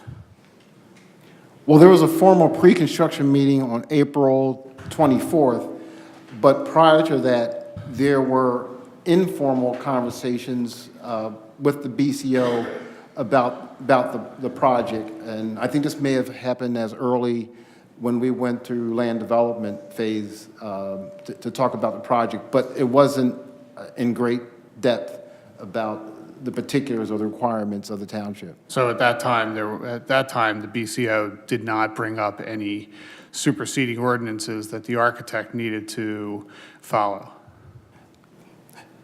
That's correct. And did the architect do any due diligence in your estimation of any of the township superseding ordinances? Not to my knowledge. Have we gone back to the architect for any of the restitution on the fees paid, or the fees that are going to have to be paid for these change orders? No. Have we explored that option? I mean, professionally as a registered architect, having been through errors and omissions, the township is not really at loss for the fire alarm system because you never really bought it.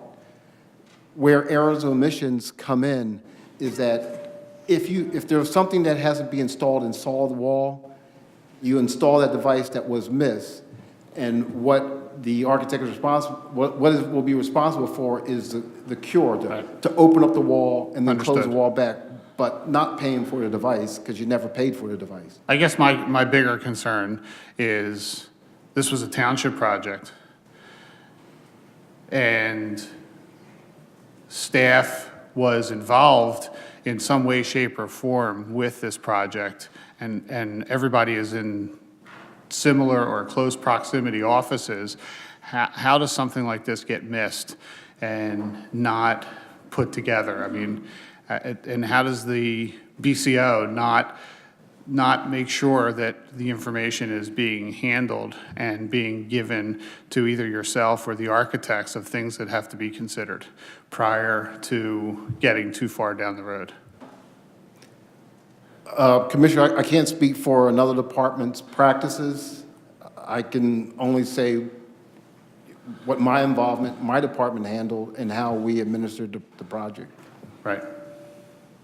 Okay, I mean, it's just, it's one thing if there's a disconnect between, you know, a private owner or design team or anything like that who's not sitting in the same offices, but to watch the disconnect between the BCO, the fire marshal's office, yourself, I mean, that's just, I don't understand it.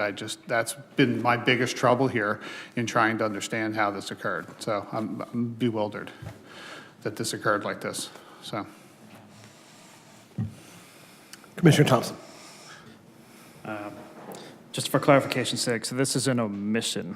So this is something that, even if it was in the architect's drawings, we would have paid for anyway, which is why we're not going after the architect to seek compensation for it. Is that correct? If it was included in the documents, we would have paid for it in the bid? Yes, but we've elected to accept the delete alternate. Okay. So it was a known commodity, but we've elected not to accept it. Now we're just saying to put it back in. But who actually offered this up as a deduct alternate? I mean, this is it's kind of a silly thing to be putting up there as a deduct alternate. This is a matter of life safety. Well, according to the code, the township code, the International Building Code version 2009, it's not required, and that, I put the copy of that page in there. So the project team moved along that it was not required. Is the building sprinkled? Yes. So why wouldn't we have a fire alarm system to go with the fire protection system? It all went hand in hand, and when it became known to us after the fact, the project team moved to install both of those devices. Okay, thanks. Any other questions for Commissioner Myers? Just so that I understand this, so Abington's code is, for lack of a better word, stricter than the International Building Code? That's correct. So our fire safety is even more enhanced by doing this? Yes, it adds to the benefit for the protection of our volunteer firemen. Also, the building turned out much better than I had anticipated, and I think it's a benefit and an asset to the township to have added protection for, I think it's a very handsome building in the township. Well, not only is it a handsome building, but now it's a very safe building. Absolutely. Commissioner Klein. Well, but I think that sugarcoats the issue, and as I go back to it, it's just there's a concern about the connection and the coordination between the different departments and the process by which is administered by the BCO or whoever's involved in the project, that this information was not seamless and was not given properly, and that's the problem. It's, you know, you can sugarcoat it any way you want to. There's still an issue here that somehow has to be rectified, so. Manager. Manager Manfredi, I was looking around for a commissioner. Yeah, I'll be brief. But to the question of process, the BCO, the fire marshal, were not engaged and involved in this process until after the approval of the project and the award. So to the point of process needs to be tightened up, that's correct, so that they could be engaged and involved at the beginning during design, et cetera, when it normally is done. But they weren't involved until after, which is part of the reason why this is a change order. Because had they been involved early, the documents and the specifications could have been prepared in such a way that it would have been included in the bid ultimately, and then not a deduct. And then as far as the reason we're sitting here, and I'm not going to get into it because I don't think it'd be appropriate, but Mr. Strother and I have had a very long conversation about this, and it is a process, and it won't happen again. And there would not be in the future an additional work authorization without a change order first coming to the Board of Commissioners instead of coming to the Board of Commissioners at the end of a project. And I think that's as simple as this can be viewed. We can analyze what went wrong. Frankly, we have. My experience with projects larger than this, frankly, there are systems in the future that we will, if we go down this road, have in place so this does not happen again. Leave it at that. Thank you, Manager Manfredi, for that clarification. It's appreciated. Any other? It was also brief. Any other questions or comments from any commissioners? Public comments.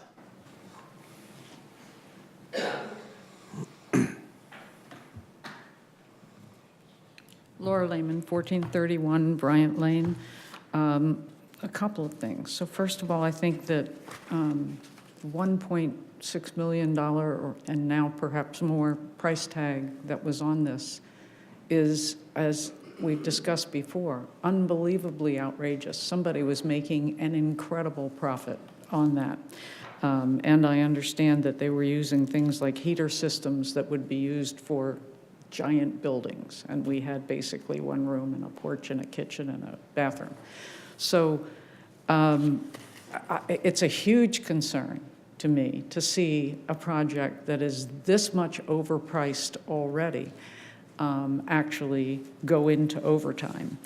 And whoever's making all that profit, that some of that should be examined. I believe there should be an investigation, and when I get a chance and you give me a break on some of the other things that are going on in this township, I'm going to pursue that. But there is a concern that we bid on a project and then, and this is not the first one or the second one or the third one, and then we add all these change orders, and whatever was the competing bid,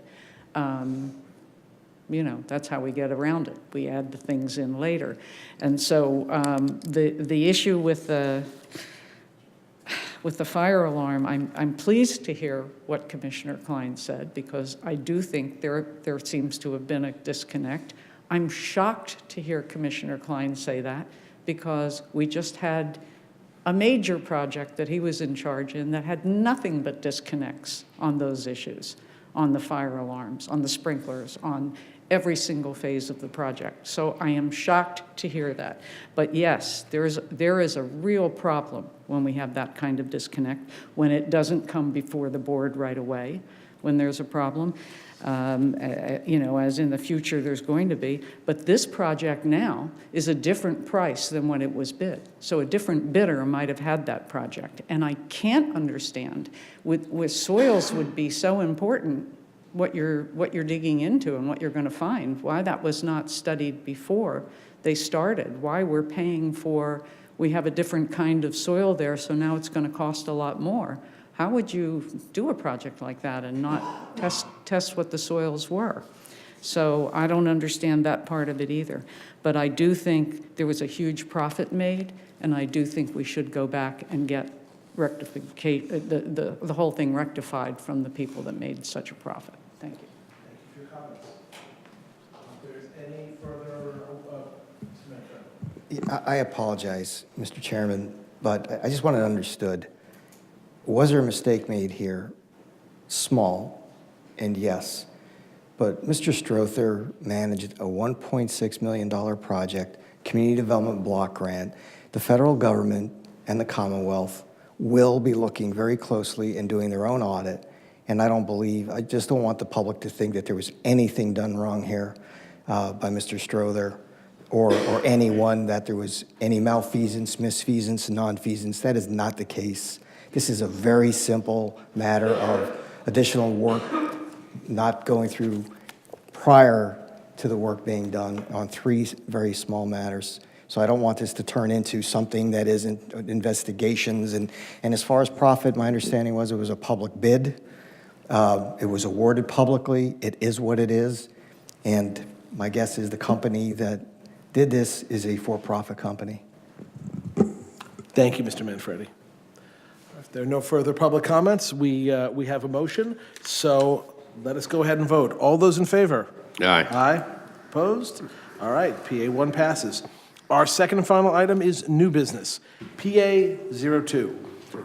This is a motion, we're going to consider a motion to accept the lowest responsible bid from Jack and Jill Ice Cream Company for both Crestmont and Penbryn Pool snack bars for a 3-year contract, and I so move. Been moved and seconded. It's ice cream, so that's good. I think that's pretty straightforward, so any questions or comments from members of the board? Commissioner Myers. I really don't think that we should vote on this without a sample. I have long been a proponent of any food-related matters being brought before us mouth first. Anybody else from the committee, the board in general, public? All right, let's go ahead and vote. All those in favor? Aye. Aye. The ice creams have it. All right, that concludes our formal agenda, and now we will open up to public comment on matters of the public affairs purview.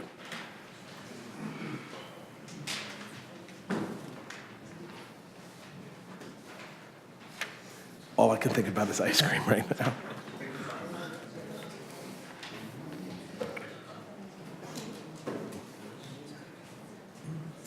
I'm timing. Laura Lehman, 1431 Bryant Lane. So there are not a few things that are wrong, there are a lot of things that are wrong. 1.6 million for a room with a porch and a bathroom and a tiny kitchen is outrageous. Go look up some real estate and find out. So there is something that isn't right here. There's something that isn't right about a lot of things. We have, for instance, the notifications that I told you about, that nobody's getting properly notified. Rydell East and Rydell West live on the street that they're fixing and across from the driveway where Brandolini's project is coming down, and they apparently did not get individual notifications. The people in Meadowbrook Apartments, where BET has been going on for a year, have not been notified that the land contiguous to them is, we have Hill House on one side and we have some lovely homes on the other side. And my understanding is that they have not been notified. And that's from calling them and talking to them and asking them, did they know about it? Did they get notified? And the answer was no. And you've heard me say again and again, I'm trying to get notifications of just when meetings are, and I can't get them. This is all stuff, these are improprieties going on in our township. I watched at the Brandolini hearing, right after Solicitor Clark told one of the resident speakers that as long as he asked questions, he could ask as long as he wanted. Commissioner Luker told him to keep it brief, and then cut him off and told the next person, you have 3 minutes. And as I understand it, I don't think she was given an opportunity to say whether she had party status or not, and even ask questions. Those are improprieties that take our rights away. They need to be fixed, okay? Commissioner, you yourself said that you had people that told you that they were against the BET project, but you had others that told you they were for it. Well, we had one meeting with 600 voices against it and 4 voices for it. We need to have some clarity and some truth going on in this. So I've talked to a lot of people in your ward, and I don't get that sense that we have some kind of a 50-50 going on. And in another ward, somebody told me all her residents were for it. So I stood outside the poll and talked to all the residents that came out. 90% of them didn't know anything about it at all. And all of those but 2 who did, when they found out about it, were against it. So we have somebody presenting that their residents are all for it in Ward 8. And frankly, that defies logic, because universally, this township seems to be overwhelmingly against the overdevelopment. They're not against nice development. They're not against development. They're against overdevelopment. So we have to figure out how to take care of all these really corrupt things that are going on and to change them. And the answer sits with all of you. The answer sits with you when you hear somebody here saying somebody's in danger and not one of you calls, when your residents either might be the ones in danger or might be visiting them, or there might be vendors and people working in your township in danger. There's a problem here, a major problem, and you're in charge of public affairs. So I would hope that you would call me and ask how we can work together to solve some of these problems. Thank you. Thank you for your comments. All right, I'm just going to say right now, if Commissioner Myers, you of course have time to speak, but if Commissioner Gillespie gets mad at me for the meeting going too long, unfair. Commissioner Myers, you have the floor, and that's what I'm saying. I certainly would like to clarify something that was said to the speaker, and I never said that all of my residents are for it. I could never say that because I did not ask all of my residents if they were for it. The statement was that everyone that had approached me to talk about it was in favor of it, and that's the truth. Thank you. All right, then. We are adjourned.